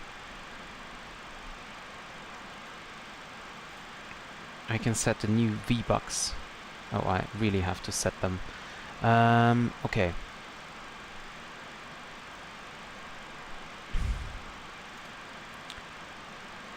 V manual, okay, flips, oops, hoopla. Okay, 233, that's the first one. 233 for slats. 183. Oh, that was already set. Then we have 159. Okay. And the ref then is... Oh, throttle, okay. 163, 152, 1423. So we make a flaps 28 landing. Slat retraction 190. Flat retraction 151. Go around 151. Okay. So if I fly manual, I will be a little faster here. So yeah, we leave the VAX as on manual. So just in case we lose our auto throttle, then we can at least, or we at least have the bugs set up. So I continue with the setting up of the overhead. So landing elevation of Vancouver, if I'm not mistaken, is is almost at sea level, and the altimeter is 29903.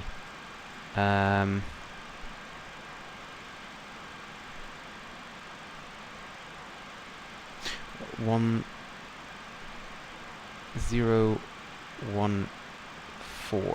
There we go. 14, 15, 16, 14. There we go. Okay. That's it. Okay, so we prepared everything for the arrival. Seattle VOR is over here. Oh, actually, let's turn on the weather radar. It's...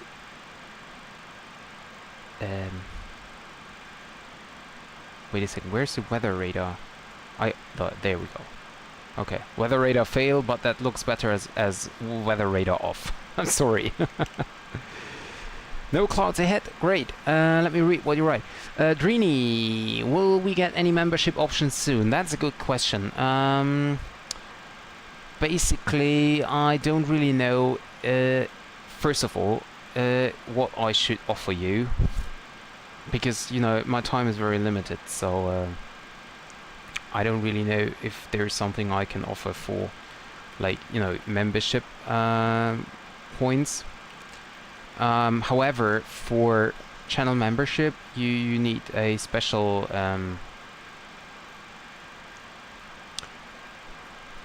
you need a lot of followers, I think, or subscribers.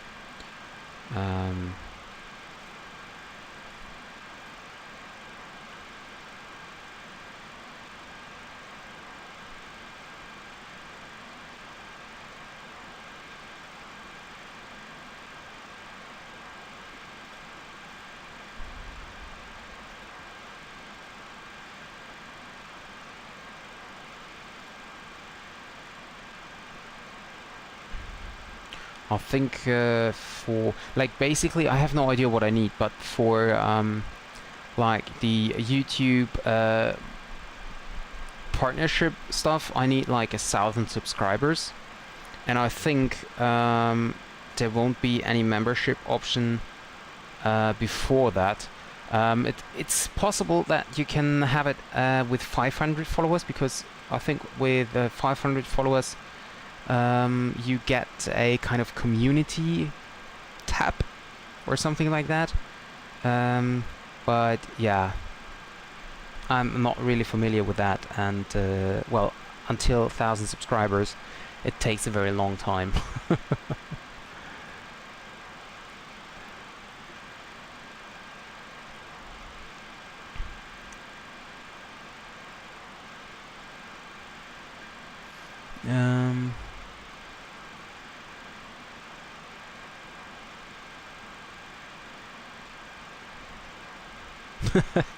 Yeah, I hope so that we get there.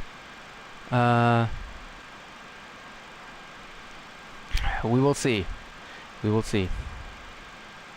Yeah, okay, 1,000. Yeah, that's what I thought as well. Well, anyway, I mean, I'm not doing it to earn like money for it. I mean, if I grow and later on I can earn some money with that, that's fine, but like the priority for me is, you know, I want to share my hobby with you guys. I mean, I mess up every landing. So there's not like, you know, high quality content I can offer you. I'm not a real pilot or stuff like that.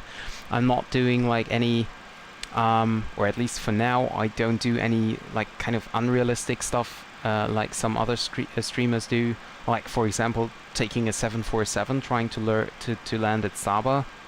That's just some kind of stuff I don't know, I do not do. But on the other hand, I also do not offer like kind of, you know, there are streamers out there who are primarily flying a 737 because they are a real pilot, for example. And then of course you have people like, for example, EasyJet sim pilot who's flying EasyJet all the time.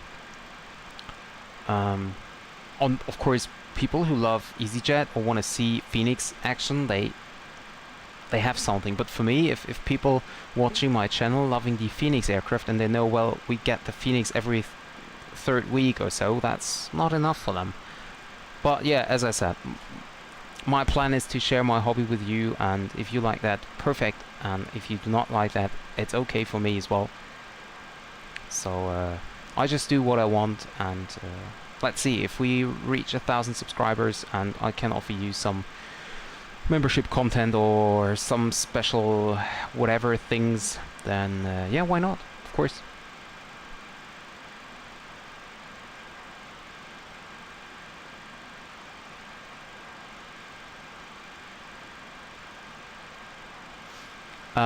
What do you mean donation for 2 months?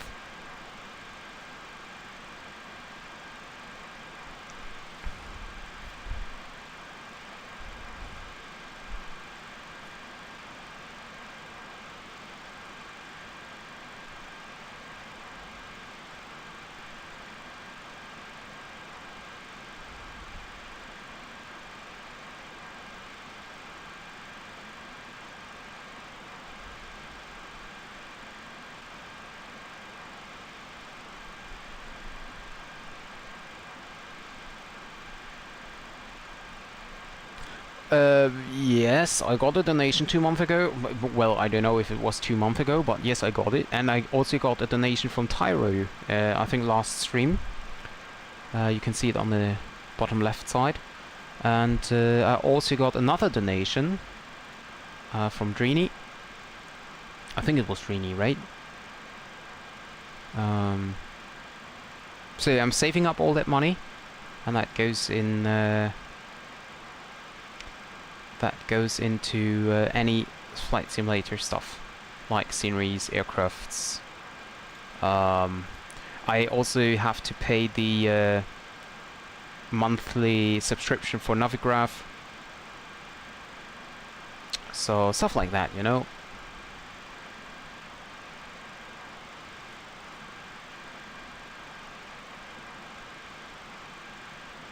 Yeah, really.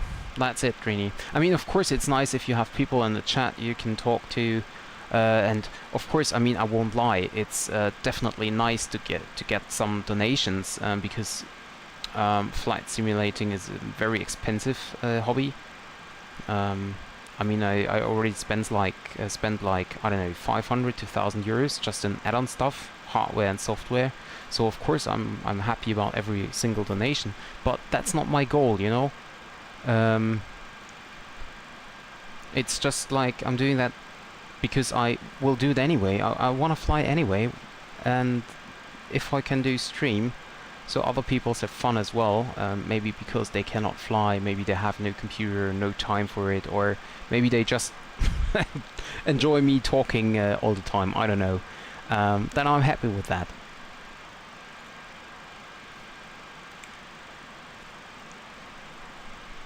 Okay, it was 2 months ago, okay.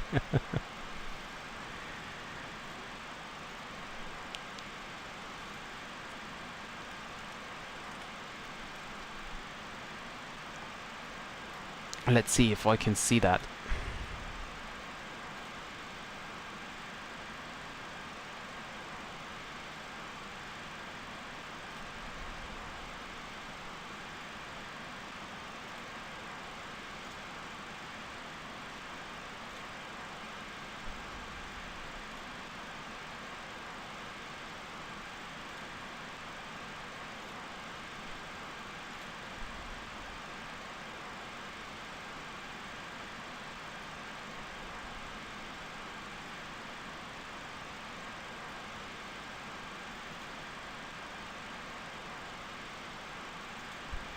Yeah, I think I can see Tralfy. It was Tralfy, not Drini. Oh my goodness.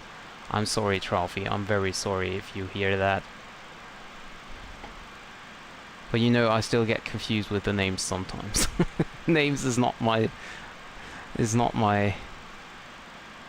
biggest advantage I have. I know, my biggest strongness.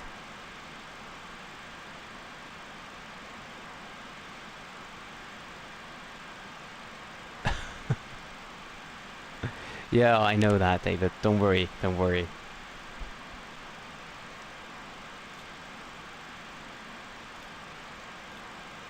Maybe there will be some merchandising in the future. That would be great.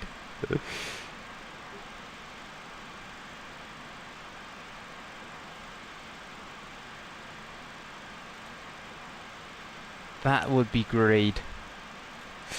But yeah, that's, you know, somewhat in the future.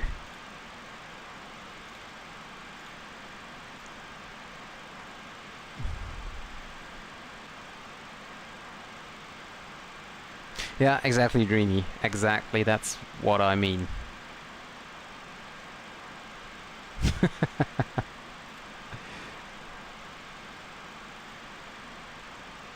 Well, first of all, I need a good logo, because the one I currently have, the blue with the orange GFS, that was just like, you know, YouTube wanted me to upload a picture, and I didn't want to use like nothing, so I just did this logo with it, like, I don't know, within like 10 minutes or so, and yeah.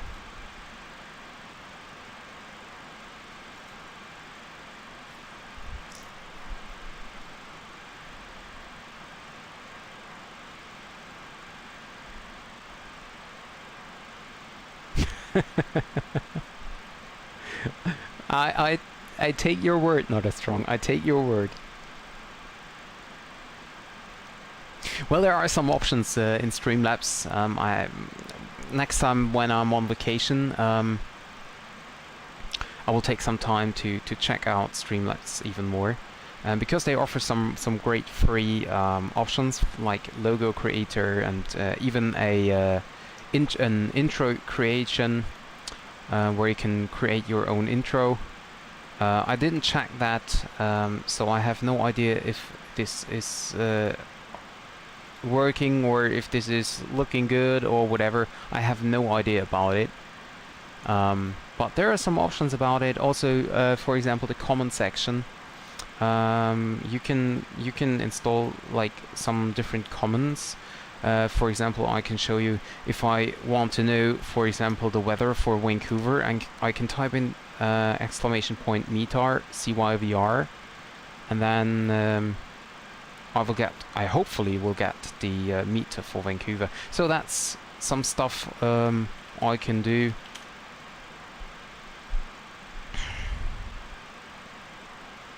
Yeah, for example, I wanted to oh really, the bot comments for this channel are available. Are you kidding me? Whoever is... Oh, it's because can someone of you please type in !comments?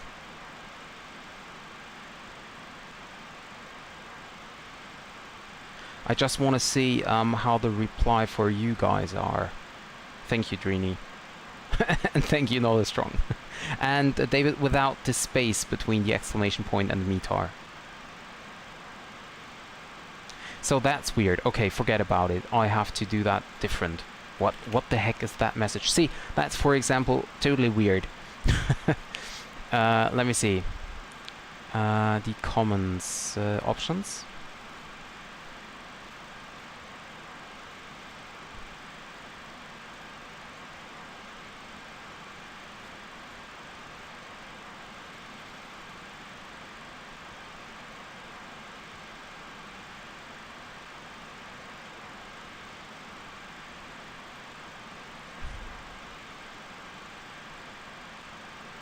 That's weird.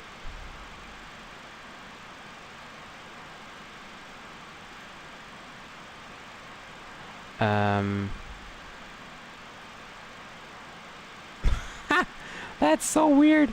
No, no way. Disable. Okay, let's make it different.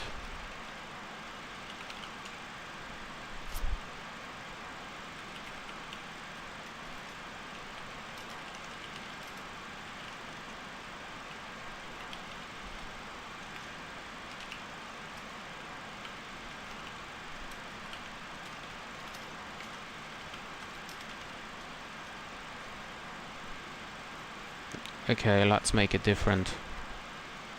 Okay, guys, could you... yeah, thank you, David. Can you just type in...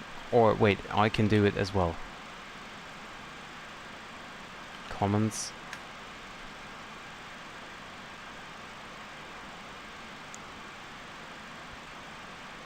Okay, so it looks a bit weird, but at least it's working.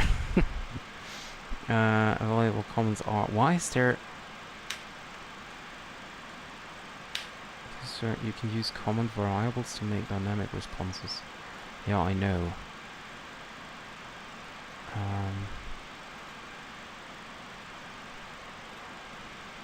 Okay, that's a problem.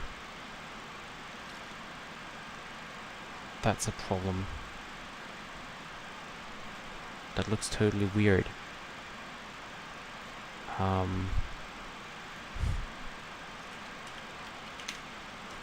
But yeah, that's problems where I'm sitting at and try to solve these problems.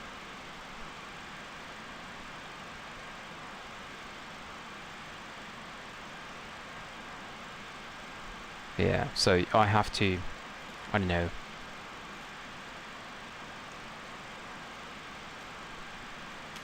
Let's make it like this for the moment, and then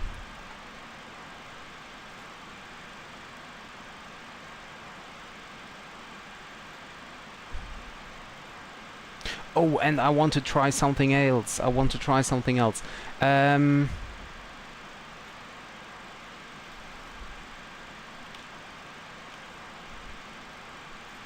Could you... No, not yet. I try to get new. Okay, regular. Okay. Okay. Keyword. Could you guys enter in the chat the message test? Nothing else, only test.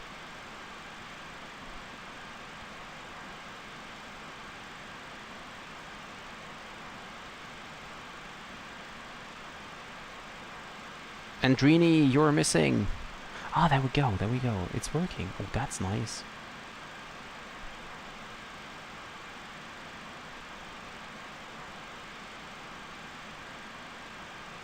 Okay, perfect. Thank you. Now I just wait. Okay, and then roll it. And let's see if there is a message. Yeah, nice. That's working. Cool. Great. I'm sorry, Drini, you didn't want anything, but I was just trying something. Well, maybe Drini... Okay, wait. I have an idea. Drini, you today won our special seat. Oh dear lord, this takes years until I am there. You today won our special seat in the MD-82. This one, with the most leg space in the aircraft. That's your seat today.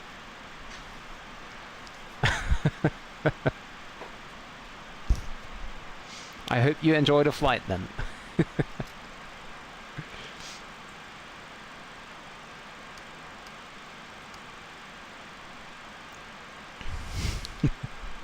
You're welcome.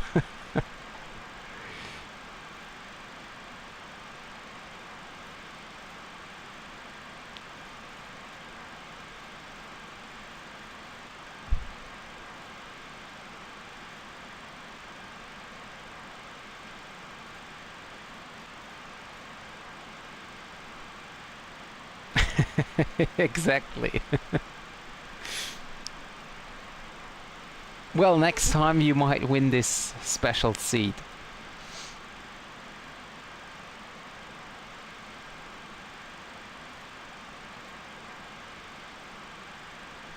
But at least I know that it is working now, so that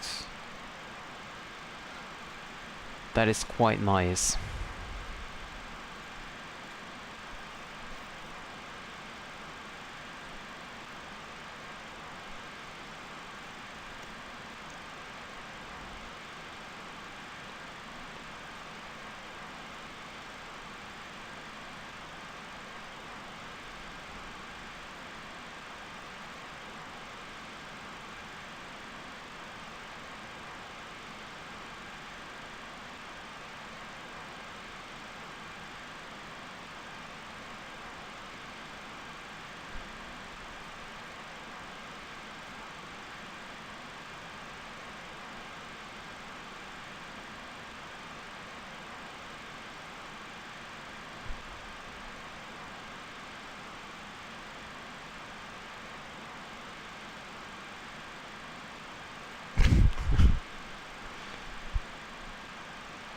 Okay, let me renew it. What? Why you want to jump out?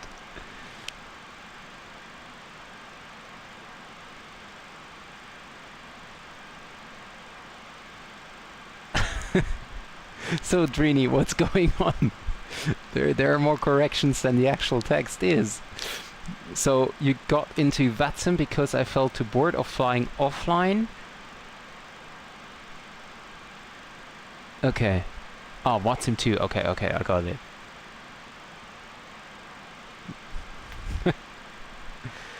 Well, yeah, I originally started at Iveo, and I'm flying on Iveo sometimes, especially like my VFR tour or stuff like that. I'm also sometimes controlling on Iveo, and it's still my, my home network. But I used to fly in VATSIM a lot because there are just more controllers, more pilots, so there's like, more activity. But Iveo recently released voice ATIS as well, and I'm quite sure they are planning to release voice Unicom as well, and then it's gonna be hard for, or no, it's not gonna be hard for VATSIM, but there won't be a big advantage for VATSIM then anymore.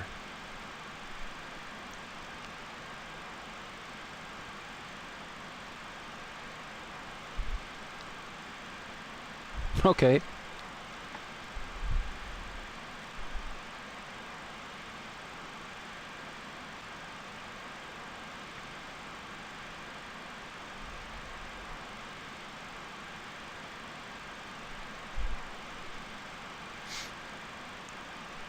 So we're getting closer. Actually, there are some very nice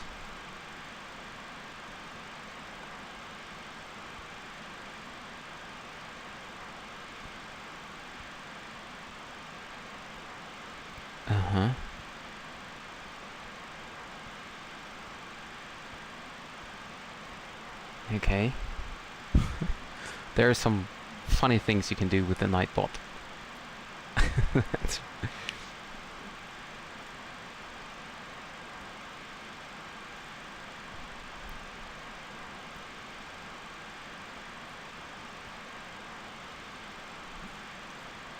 You can do a lot of stuff with that.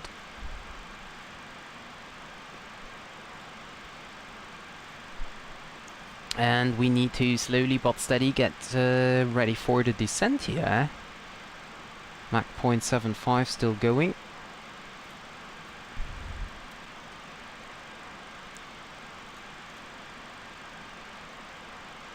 Descent winds are fine. We're expecting ILS 8 right. Well, we need to wait for that, of course. Oh, and there are some turbulences coming on. So turn on the seatbelt signs. There's another mountain, and there's another mountain, and another mountain. All these single mountains there. And by the way, I could turn off the lights here as well. And what is, by the way, the region? Oh, right only, yeah, okay.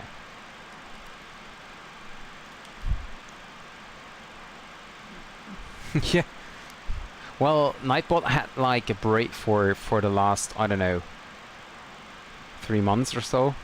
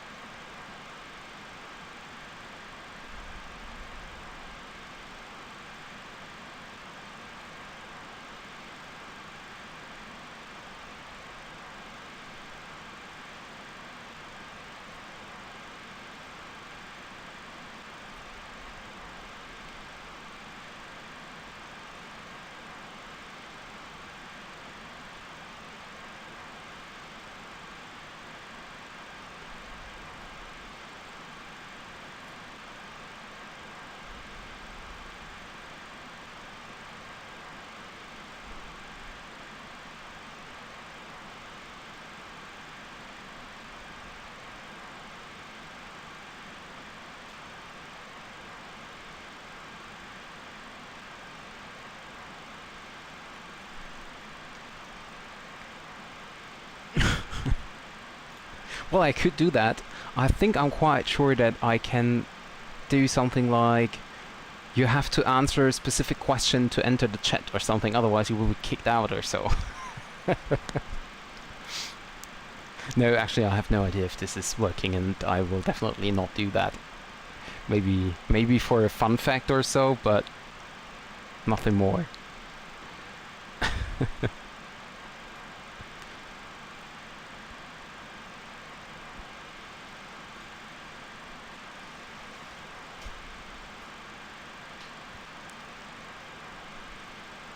So top of descent's coming closer and closer.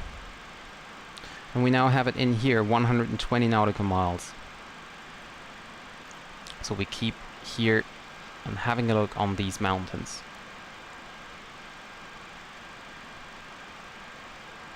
Well, I have a moderator, but my moderator currently is watching football, I think.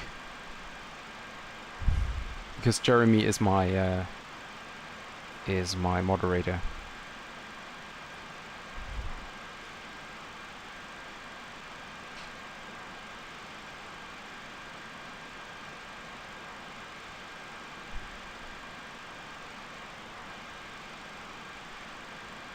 Yeah, he is.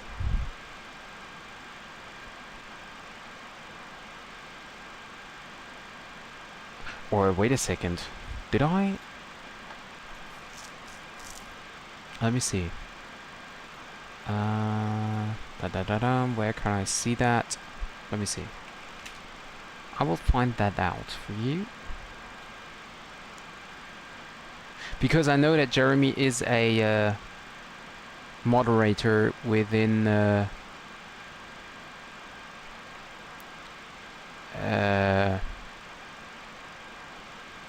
within Discord, because I felt it's not really necessary to have a moderator in the YouTube chat. You know, I have yeah, exactly. It's just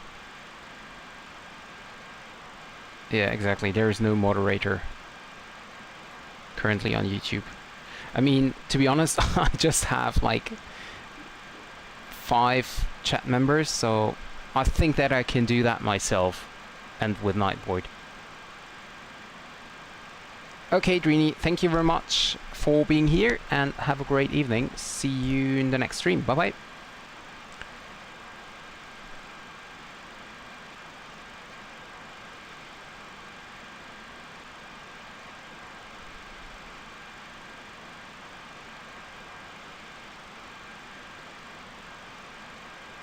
And I will now already open my recorder tool, and let's see if is there stay on top. So there is a way to leave that on top. Perfect. So I just type that here in, and now I leave it in front of my OBS. So now I at least see the recorder program all the time.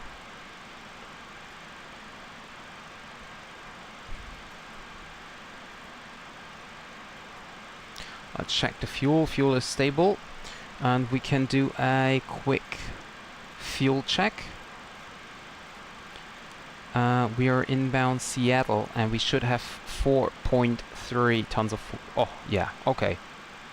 We're perfectly fine here concerning the fuel.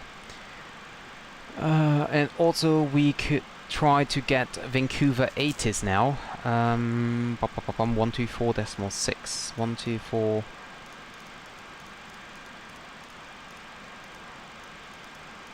Whoops, 1246. Okay.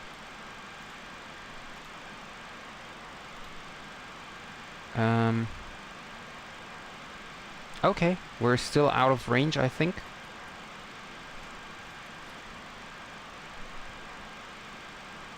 Yeah, I think we're still out of range.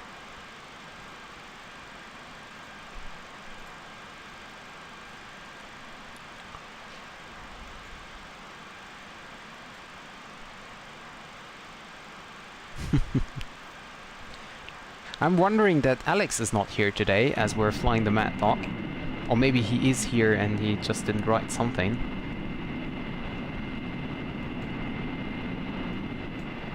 Bare Metal American. Wow, so nice. Although it's just... No, it is completely... Hello.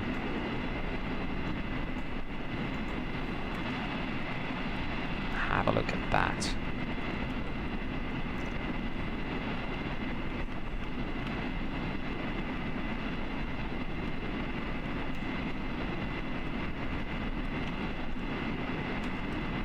And another screenshot. The second one for today. Not that much, actually. Salt Lake City is now online as well.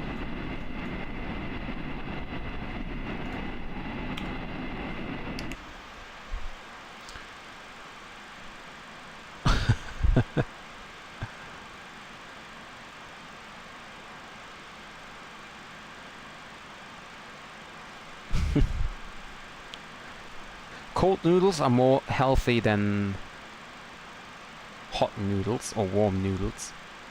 Just saying.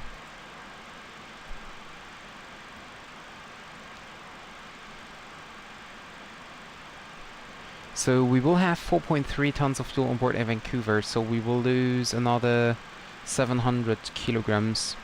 That makes it 59.2 for the landing weight, so I take that up a little bit and then reset.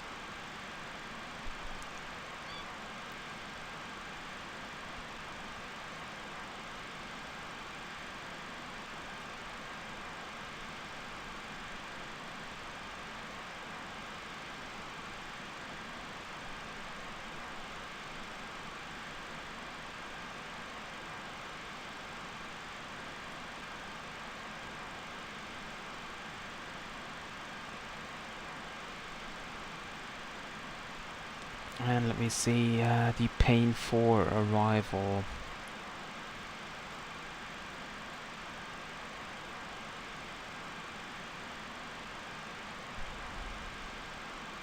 Let's try to get Vancouver again. Nope. That's weird. Maybe the frequency is wrong, but no, it is 124.6. Okay. So let's just leave it there and we'll keep waiting.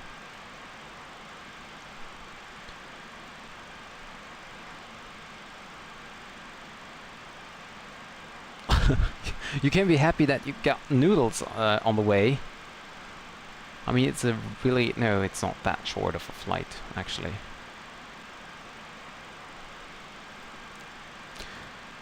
And let me quickly calculate our top of descent manually. So we need to cross at or below 12,000 at egret. 280 knots, expect to cross at or below 12,000 feet. At 280 knots. Okay, that's not a problem. 12,000 feet. So, Lex, Pain, egret. Okay. So this is not quite right. At or below 12,000 egret. So that will change my top of descent a little bit. Okay, yeah, we got that.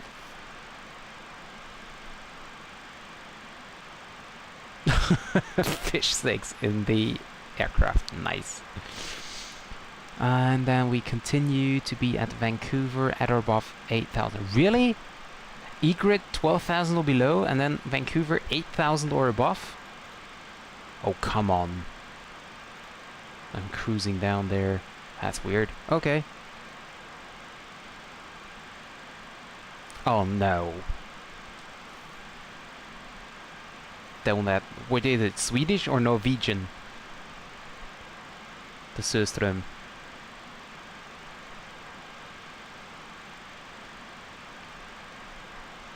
By the way, about our calculation about top of descent is 46.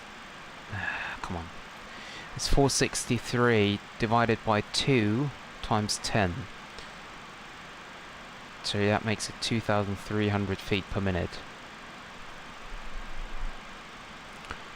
22,300 feet per minute. Egret. Whoops. Egret. Distance 90 miles. Okay, so I need to descend with 22,000 feet. Time 3, make it 66. Okay. Okay, Sweden, yeah. I can't remember if it was Swedish or Norwegian, or maybe both. I guess both of them have that.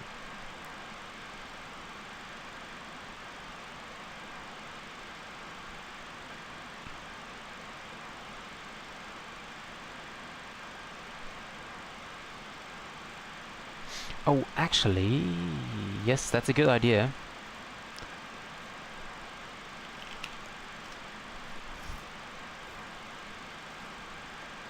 Let me try something.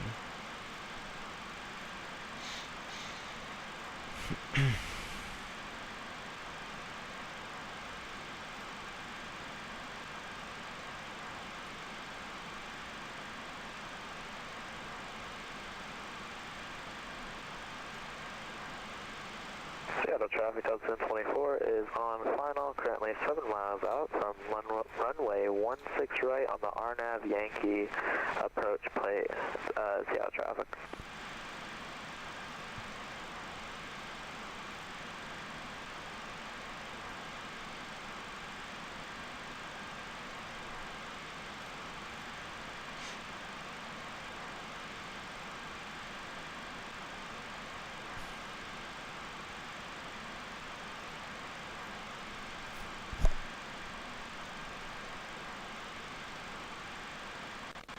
Uh-oh.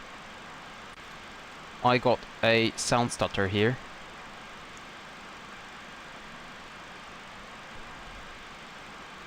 Okay, and I say we start our descent.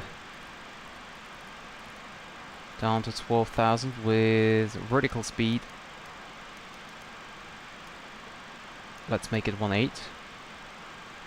Seattle traffic, Delta 1024, short final, runway 16 right, Seattle traffic.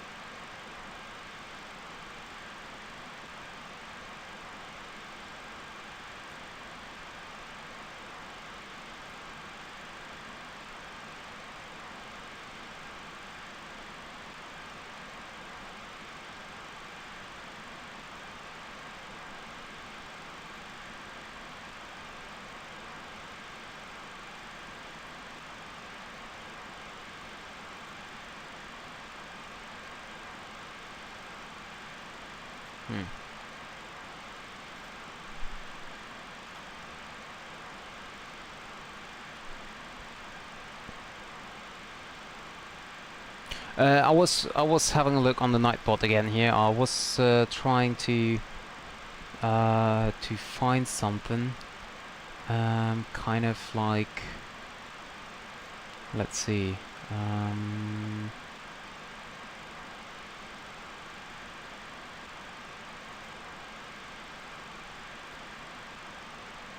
Yeah, I was looking something about the landing rate there, if I could do something here.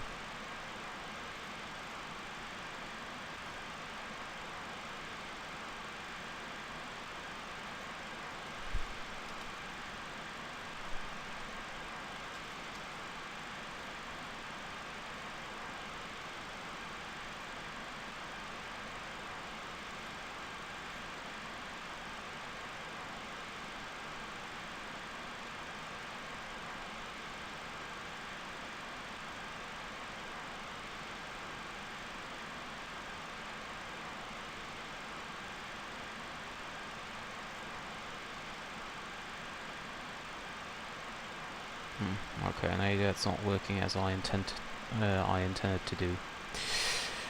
Okay. Let's try to get the ATIS again. Oops. Okay, I'm quite sure there's a mistake in the ATIS because I'm so close to Vancouver. I must receive the ATIS normally. Information Delta 200 at 6. 29903. IFRS RNAV for visual. Okay.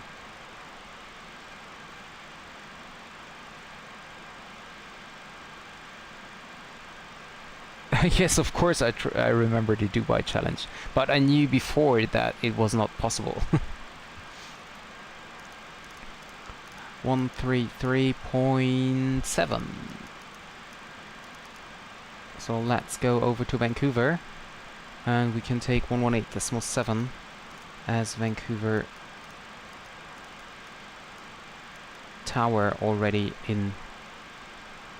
I tried to find a command for Nightbot which can automatically recognize what you typed in as guess for the landing rate, and then like tells you which of you was the closest one. ATC stepped out for 5 minutes. Oh, okay, ATC is out for 5 minutes. Okay, I guess I'll wait here. Yeah, I don't know what to do about that one. I'll just wait.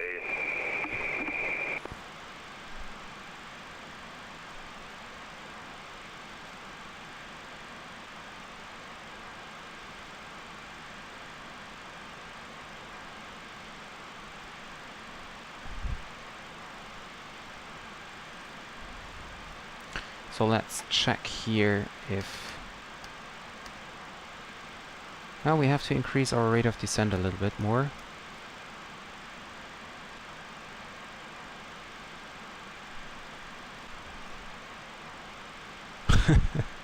Yeah, I know that it is working, but I don't know how.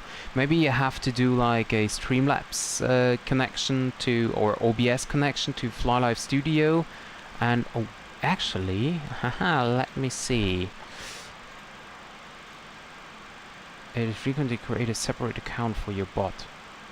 Okay, I need a separate account for my bot, and this is only doable via Twitch, I think. Okay, then I won't do that. No, not yet. Vancouver Center, good day, Air Canada 210, Vancouver 1 departure, 3 to 5,000.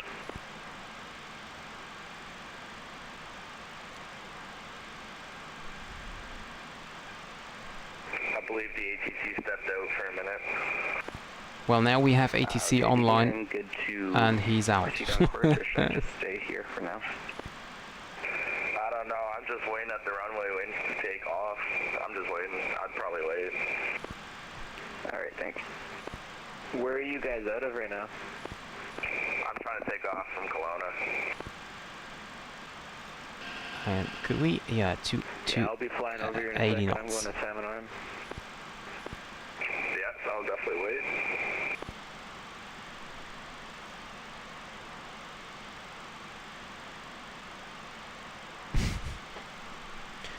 So why is the ATC AFK? I mean, come on! I finally have ATC, and then he is AFK. The other WestJet guy, where's he at? No way.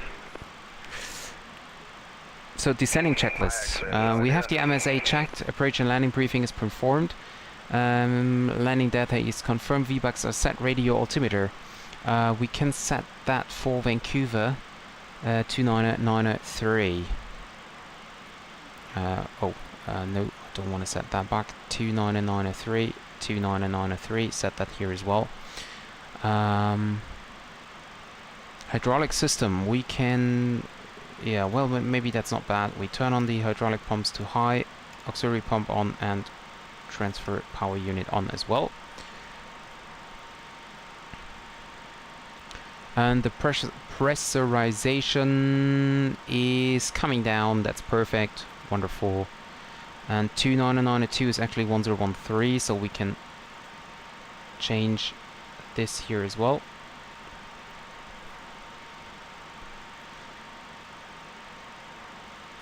No clouds ahead, so no anti-ice required. We have 4. 1, 2, 3, and 4. So that's the up speed. No, the maneuvering speed. This is flaps 0, this is flaps 15, and that's flaps 28. And then for flaps 40 we would have 134.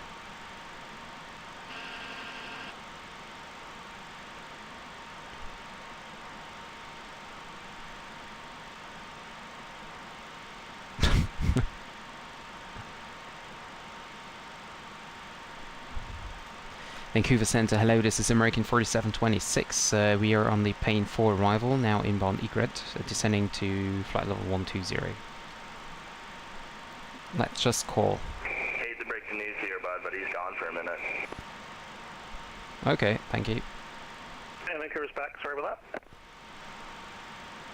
It's WestJet 3325, looking for takeoff clearance. WestJet 3325, thanks for your patience. Departure with me this frequency. The wind 140 at 9er, gusting 16, clear takeoff 16. Clear for takeoff 16, WestJet 3325. Vancouver Center, Air Canada 210 through 11,000 on the Vancouver 1 departure. Air Canada 210 identified. No, the microphone from the ATC is okay. That's the VHF. That's normal. Climb flight level 350, Air Canada 210. Vancouver Center, hello, this is American 4726. We're on the Pane 4 arrival, now inbound egret, descending 12,000. American 4726, Vancouver, altimeter 2983, runway 26 right, descend 10,000. Altimeter 2983, runway 26 right, and descending 10,000, American 4726. Air Canada 210, proceed direct, all not on course. Direct, all not on course, Air Canada 210.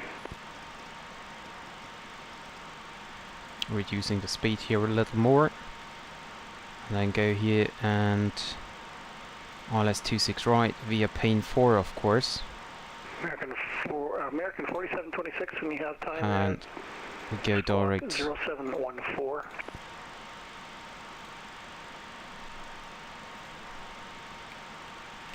Squawking 0714 for American 4726. Jet 522, you cleared the RNAV Alpha. 0714. DASB transition. 0714. There we go. So the Vancouver ATIS is actually a little old then. And we have to check now the lax page.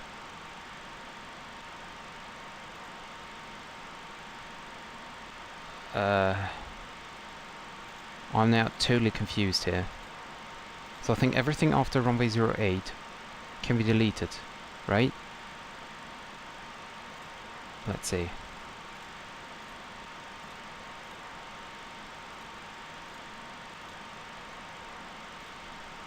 Okay, that looks better. WestJet 3325, so you're off 3,000.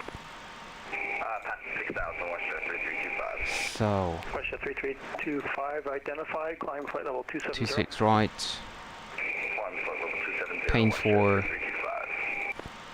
Okay, direct. Direct Epgum is correct. Then direct to Vancouver. And then vectors. And then we... WestJet 3325, climb flight level 260, that'll be your final. 260 on final WestJet 3325. And then ILS 26 right. Correct. Vancouver, good afternoon. I don't know where Booble is and Tufby. November 414 Alpha Kilo, Vancouver, go ahead.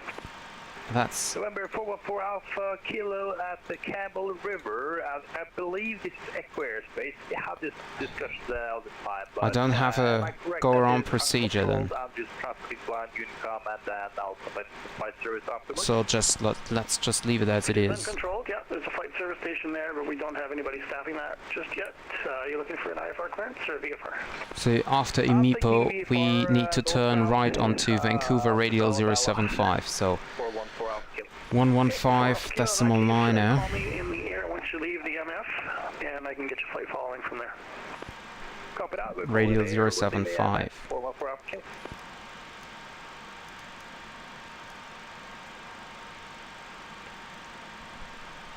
2983. No, that was the wrong one. 2983. Station calling unreadable. Station calling unreadable. 2983.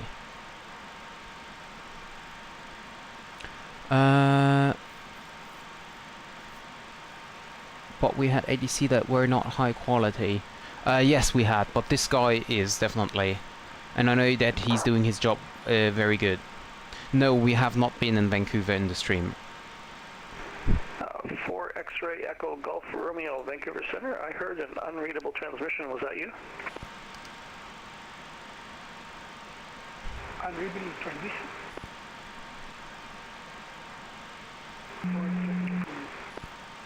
Okay, you're starting. It sounds like you're starting to come into range now. Where are you? You're Nadu T. November Alpha Delta Papa India.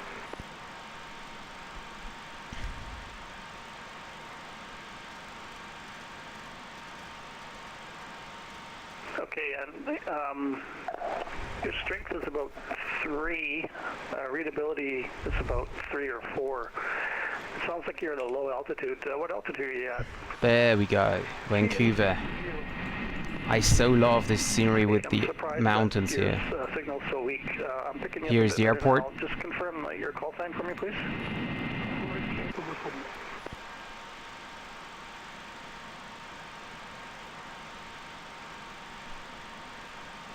Okay, I've got an Airbus 320 by that call sign, squawk 0751 for 4 X-ray Echo Golf Romeo. Squawk 0751. Squawk 0751 for X-ray Golf Romeo.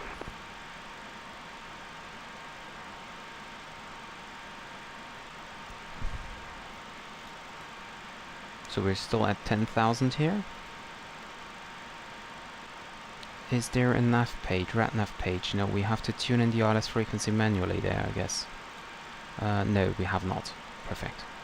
140 knots, flaps 28. We have flaps 28, 143. That's fine. Okay. Echo Golf Romeo, plan runway 26 right. When ready, descend flight level 260. Ready for descent. Course is 263. There we go. Landing, let's see. Not very long. It's telling me 2018. So in about 2 minutes. Well, that's definitely not correct. I think I need about like 10 minutes or so. And I have to take care now because I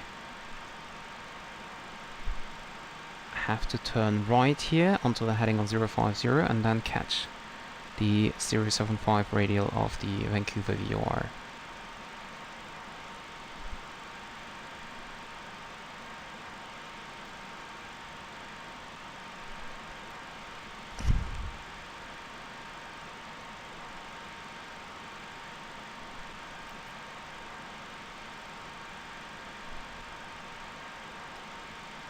Vancouver Center, het is herkennend T472, switch at flight level 290 to flight level 230 inbound Spain. So I'm not sure if he still remembers us, but 2472, Vancouver arrival, hello, altimeter. There's Boundary Bay Airport. 993, runway 26 right, descend 14,000 for now. Will descend to 4,000, please confirm the runway and the altimeter, please, confirm 2472.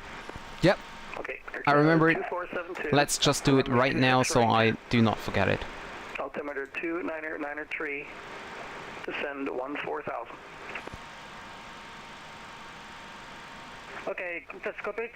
6 right, will descend 14,000. And altimeter 2993, herkend 2472.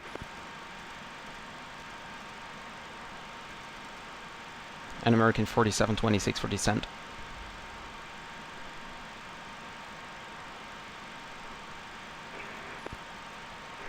Vancouver Center, Air 366. We are descending without overhead pain.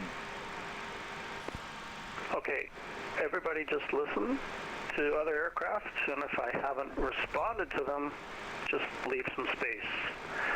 American 4726, sorry about the late descent. Descend 3000. Descending 3000, American 4726.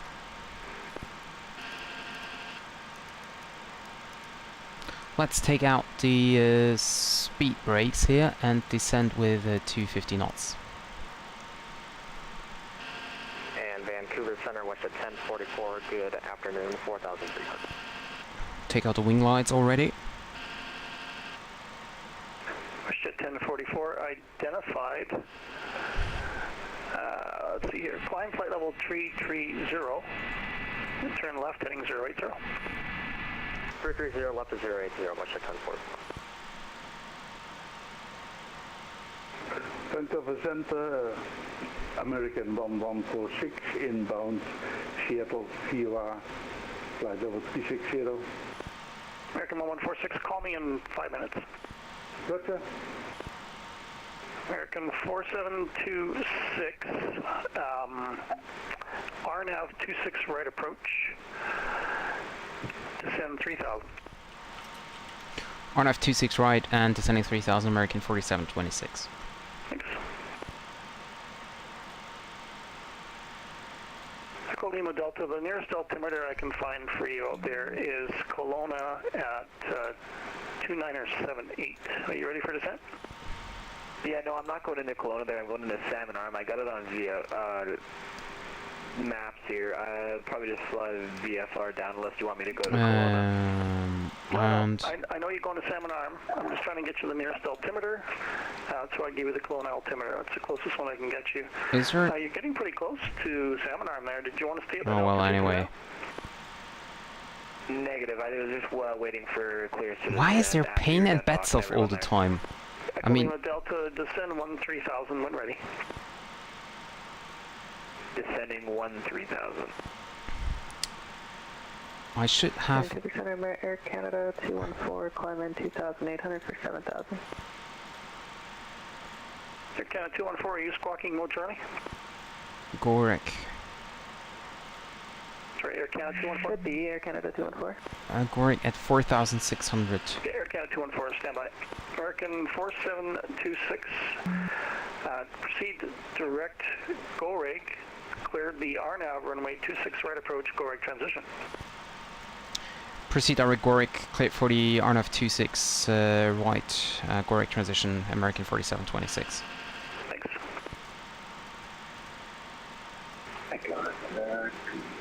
294 now. And Station calling unreadable.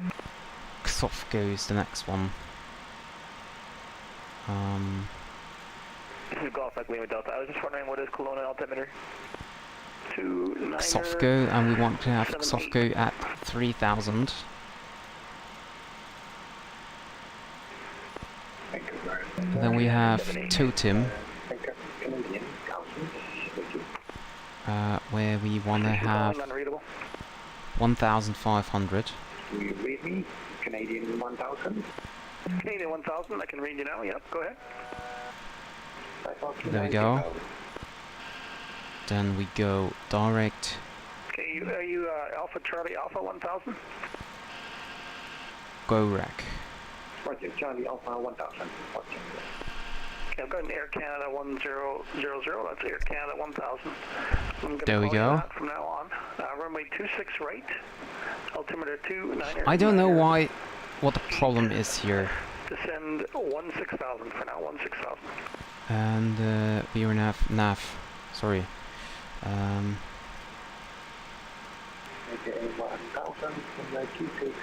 I'm sorry guys, but I can currently not have a look on the chat. So nav track, alt hold. VNav. And go 249, are we looking for clearance? down November 414 Alpha Kilo. 1500 Flare 249, VNav. are you looking for clearance? Yeah, Flare 249 on the ground, Kelowna Gate 4, looking for clearance FR to Vancouver. Flare 249, cleared to Vancouver, Merit 2 departure, departing runway 16 on the flight plan route, squawk 0773. And we now reduce the speed down to Flare 143. 249, cleared the Merit 2 departure. Or actually we can stay a little bit higher here. 0773. Flare 249, I read back, correct? So that speed Pushback and is start up 237, approach, isn't call it? for taxi. Call for taxi, clear 249. Air Canada 214, squawk it in. Slat retraction 188. What is this?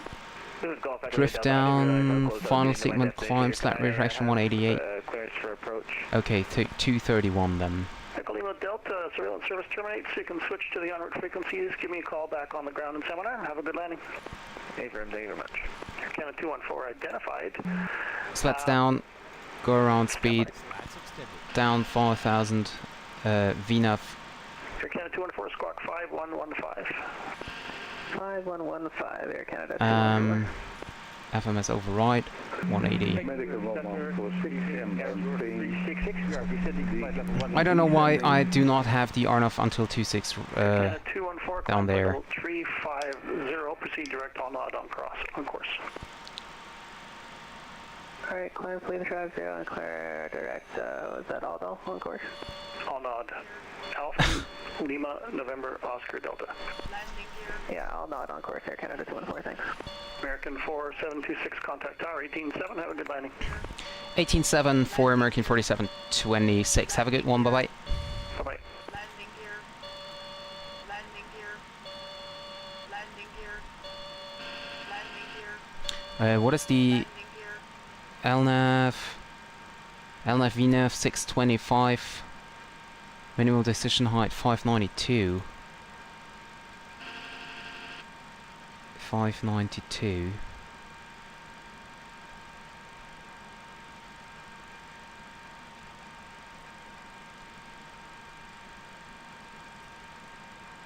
Okay, 500 is the only part I can do. 180 knots. So we can actually flaps 11. Yeah, we're set flaps 15 now. Vancouver Tower, very good afternoon. This is American 4726 on the final RNF runway 26.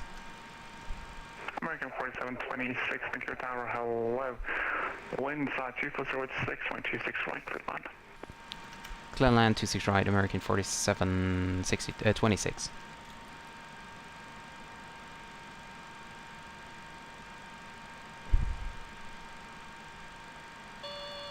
Landing gear. Heading hold, VNAV descent now. Sorry, Landing gear. Landing gear. Landing gear. Landing gear. Landing gear. Landing I did do the sub only last time, yeah. landing gear. Why are you asking?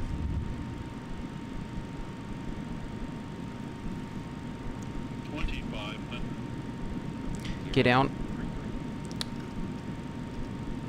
Speed now 143. How do you always see that there is a new subscription? Is that always updating or?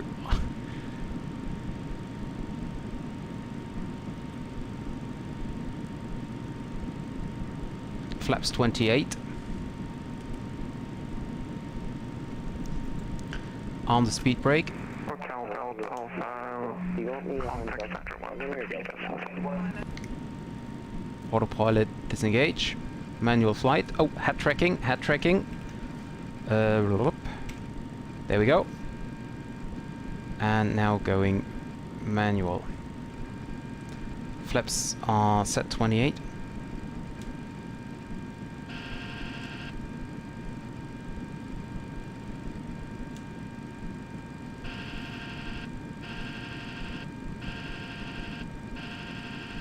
Galaxy 236, 126 left, line up and wait. Landing lights on. Line up on 26 left. 1,000. Cargo 236. Recorder tool is running. Just so you know. Whoa, whoa, whoa, that's a wind shear here. That's weird. What's going on with the aircraft? There are a lot of wind shears, is that possible? Wind check please for 26 right. 24086. Okay, 24086, that's fine. I don't see any problems here.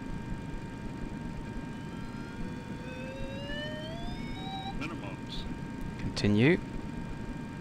Poppy are 2 white, 2 red. 400. Now 3 red.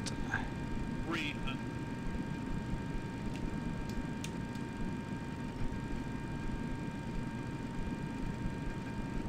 200.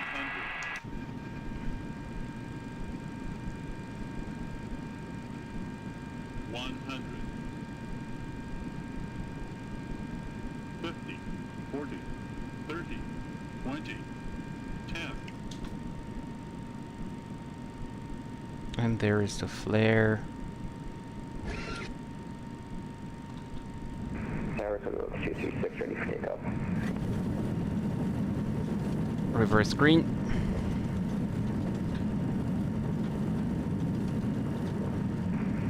Galax 236, 171, contact center 133.7, winds 240 at 126 left, clear takeoff. 60 knots and manual braking. After 60 knots.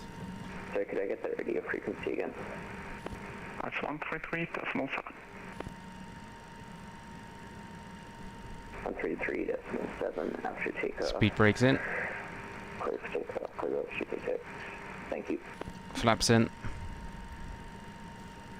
Vancouver Tower, very good afternoon. The Dutchy 1 Hotel, Papa Romeo Sierra 1 Hotel. We're a flight of 2 with the November 7609. We'd like to request a VFR departure to north. We're at the helijet southeast. Dutchy 01 Hotel, flight of 2, standby. Get in. Change in progress. That's fine. And that should be it, right? No. Yeah, okay. We can start the APU now.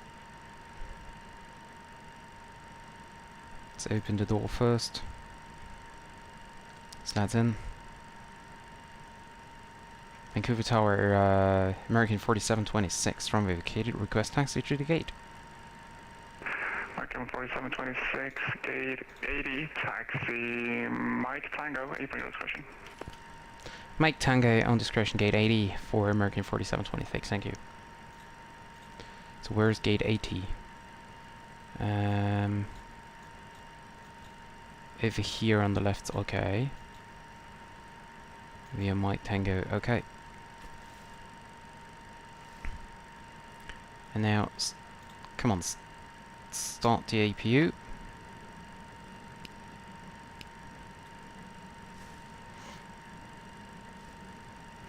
Good afternoon, Vancouver Tower. This is Air Canada 5666 with information Echo. IFR to San Francisco today, sir. Air Canada 566, Tower is about to sign off. Contact center 133.7. Roger that. We'll contact center Air Canada 566. Dutch 10 Hotel, flight of 2, switch to center 133.7. 137, Dutch 1 Hotel, thank you. American 4726, center 1337. 1337, American 4726. Thank you very much. Have a good one. Bye. Yeah. 44, say again? Can we proceed ICNIX direct? You've left us on heading select at 080. Oh my. Yep, WestJet 1044, sorry about that. Yeah, proceed direct, ICNIX on course. Thank you for checking in. ICNIX on course, WestJet 1044. Vancouver Golf, we got touchdown with the heading Disconnect 191, expecting 12,000 by Turn on the APU generators here. Whoops. This is Golf Echo Lima Delta. I have touchdown in Salmon Arm and then disconnect. WestJet 3325 to send 3000. So actually, the altimeter we got was wrong also. You got, yeah, well. Vancouver Center, this is Cargo X236 at 5,000. Hi Tyro. I hope you enjoyed the landing. I will do the review very soon as we're on the gate. Cargo X236 Heavy, you are cleared. Flight level 3990, turn left heading 080.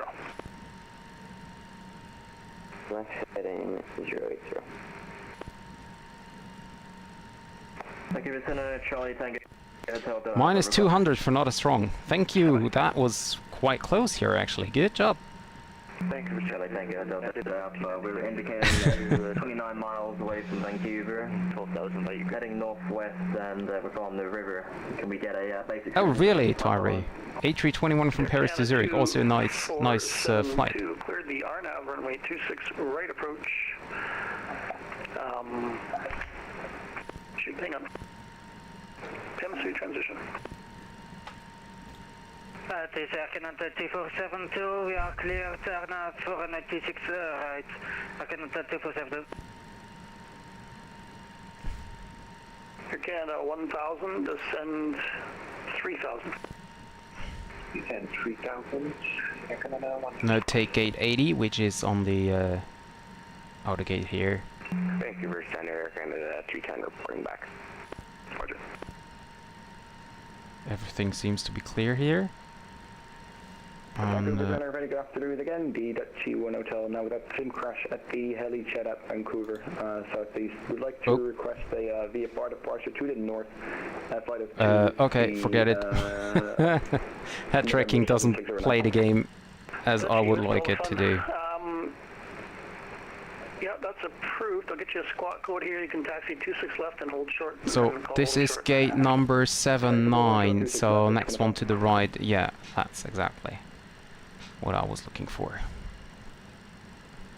Good afternoon, Vancouver Center. This is Air Canada 566, information Echo, IFR to San Francisco. Taxi lights off. That should be gate 80. It is. Okay. Get your clearance as soon as I can. Just got a few guys on arrival here. I want to get in first. You're more than welcome to take your time, Air Canada 566. The head tracking software is so nice, actually. Air Canada 1000, you cleared the RNAV runway 26 right approach, PEM2 transition. Canada runway 26 right approach, Canada 1000. Cargolux 236, proceed direct add 6 on course. Cargolux 236 heavy, cleared direct add 6 on course. Clear direct, add 6 on course. American 1146, descend 5000. Descend 5000 to 1146. Parking brake set.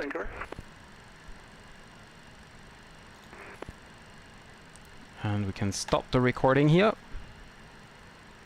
Go to Volante and no, I want to do one more screenshot. 1797 descending to 14,500, expecting 12,000 by egress. Hey. No, that's the other. 366, the wind 240 at 6, clear to land 26 right. 26 right, clear to land. Okay, that's it. That's the last screenshot. Runway 26 right, altimeter 2993, descend 10,000.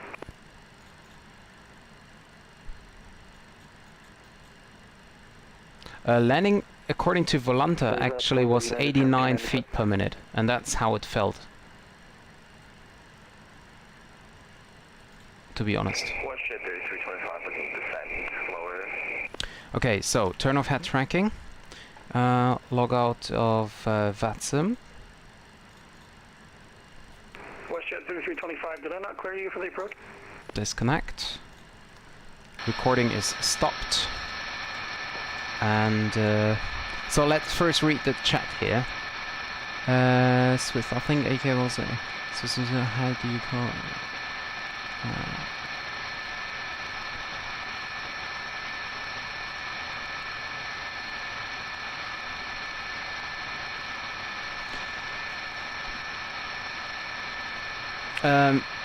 But yeah, David, I know what you mean. There was an old Swiss Air which went bankrupt, but there is another Swiss. I think it's Swiss Airlines, but it's Swiss definitely, and I think the call sign is also just Swiss, because the old Swiss Air either went bankrupt or was bought by Swiss, actually Lufthansa then. Yeah, it's the bare metal American Airlines. That's great. See the reflections here. Amazing. I love that. Okay, so let us have a look on the approach. Going for replay. So Boundary Bay Airport, and there is the airport of Vancouver. We were actually really high here at 10,000 feet, but that's what the controller wanted us to do. I think that he indeed forgot us to send us down for a descent. And I so love the scenery with the mountains up here. That is so amazing. Actually, I did some very nice screenshots once when I was approaching runway 26 right, and I overflew the city.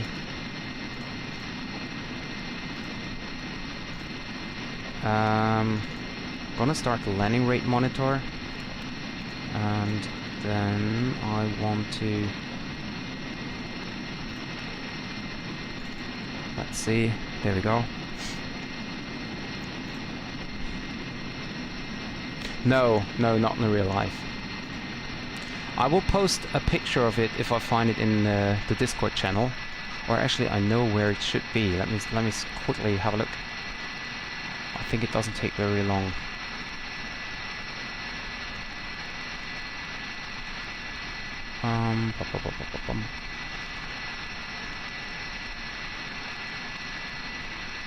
Oh, maybe it takes longer than expected.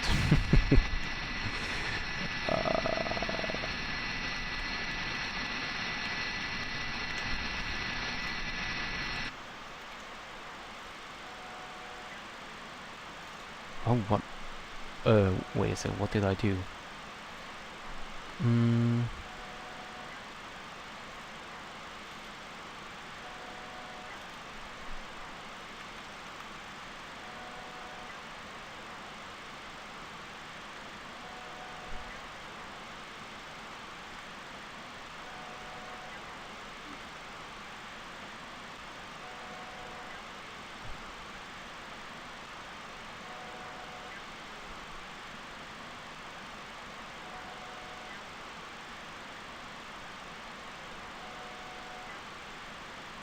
There we go. I got it.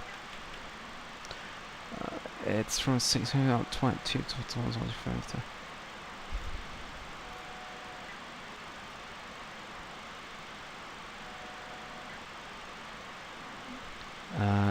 There we go.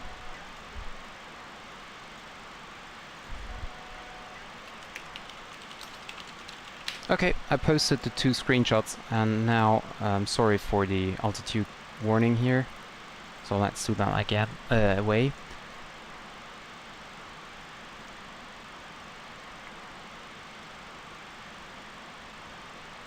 Oh really, that's nice. Calgary must be a really nice destination.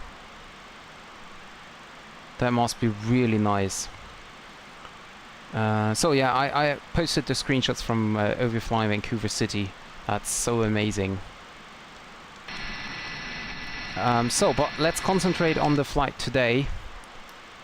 Yeah, so yeah, I'm doing that.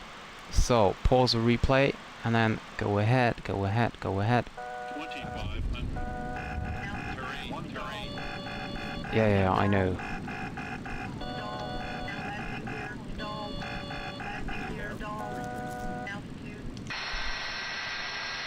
Okay, so let's have a look.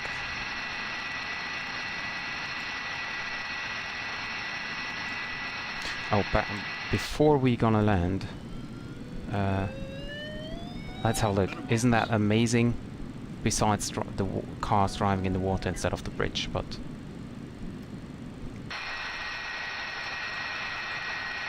yeah, it looks a little bit low, but actually if you have a look from the cockpit, I have 3 red and 1 white, so it's actually not that low. Now I have 4 red, but I want to be over the threshold at 50 feet. Let's hear if this is 100. 50. so threshold 50 feet, perfect. Oh, the flare. But yeah, it was quite nice. Yeah, minus 85. My landing rate monitors told me it's 185. It's just 85.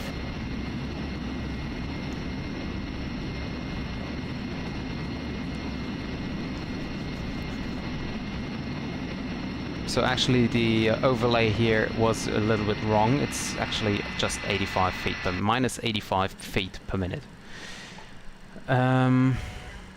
So, where are you? Pause the replay. Here we go. Let's do a...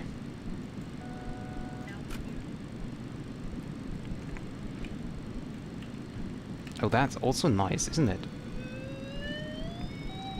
Minimums. Let's have a look here. 400. Yeah, the alarms went on because I forwarded too fast.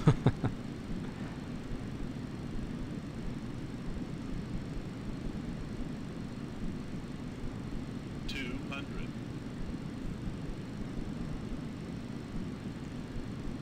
Feet per minute was actually 85. The overlay is not correct. I have Volanta telling me 85, and I have an external program called Landing Rate Monitor which says 85 as well.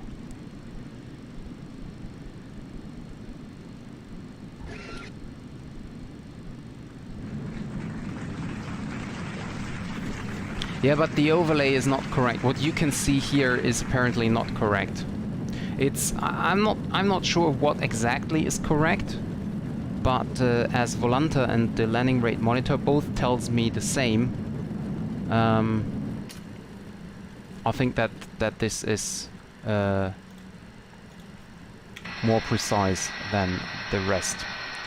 So let's try something different for the last time before I say goodbye.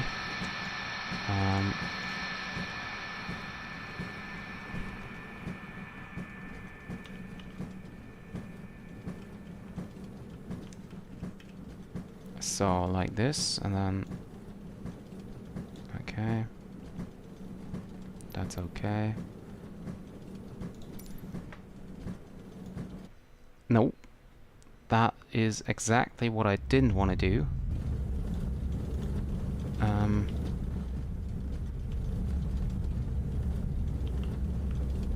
Sorry. Yeah, that's right. Well, no, I don't think there aren't any spotters. Unfortunately, they don't want to see me landing. Okay, so next try. Is it... Oh yeah, okay, this is... Oh yeah, why not, actually? Let's do that, why not? Go back. Where's my aircraft? There we go. I'm sorry, let me turn off the overlay for a second here, so you don't get the landing results all the time.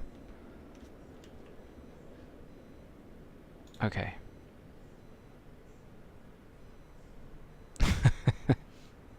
Well, no, the Twin Otter Dubai thing was funny for that night, but I mean, it was definitely impossible to land it there. Yeah, maybe that result was right with minus 4,000 something. But there you can see how easy you can change that. So basically, this one, yeah, this is working. I can use the head tracking.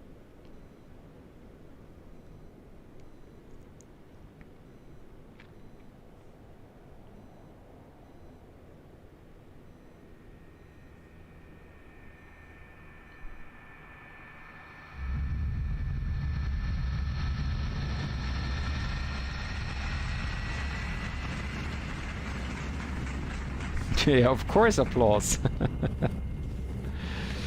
Okay, so let's go back to the cockpit view, turn off head tracking. Okay guys, so we're coming to an end here. It was a really nice stream again, a really nice flight into my lovely Vancouver. Really have been a long time since I last have been here. So thank you very much guys again for tuning in and for chatting with me during the flight. I really appreciate it. So thank you very much to my standard audience, like David and Multi Strong. Tralfi was here, Dreamy was here, Tyro, for the landing at least. And thank you for all the new subscribers, and for the people who left a thumbs up. If you haven't done it already, please leave a thumbs up. And if you have any suggestions to make or something like that, please feel free to leave a comment below, or join my Discord channel where you can stay in touch with me and the rest of the community. And yeah, so there's nothing much to say for me tonight. I think that the landing was quite acceptable, no matter if it was -140 or -85, so I'm getting slightly better. But yeah, we will see how the next landing is going to be. I will pronounce the next live stream on the Discord channel, as well as on YouTube if I have time for it. So stay tuned, and good night to you all. -4,000, yeah. Good night to you all. Thank you very much for tuning in. Have a great evening, and I see you guys hopefully for the next stream. Bye bye.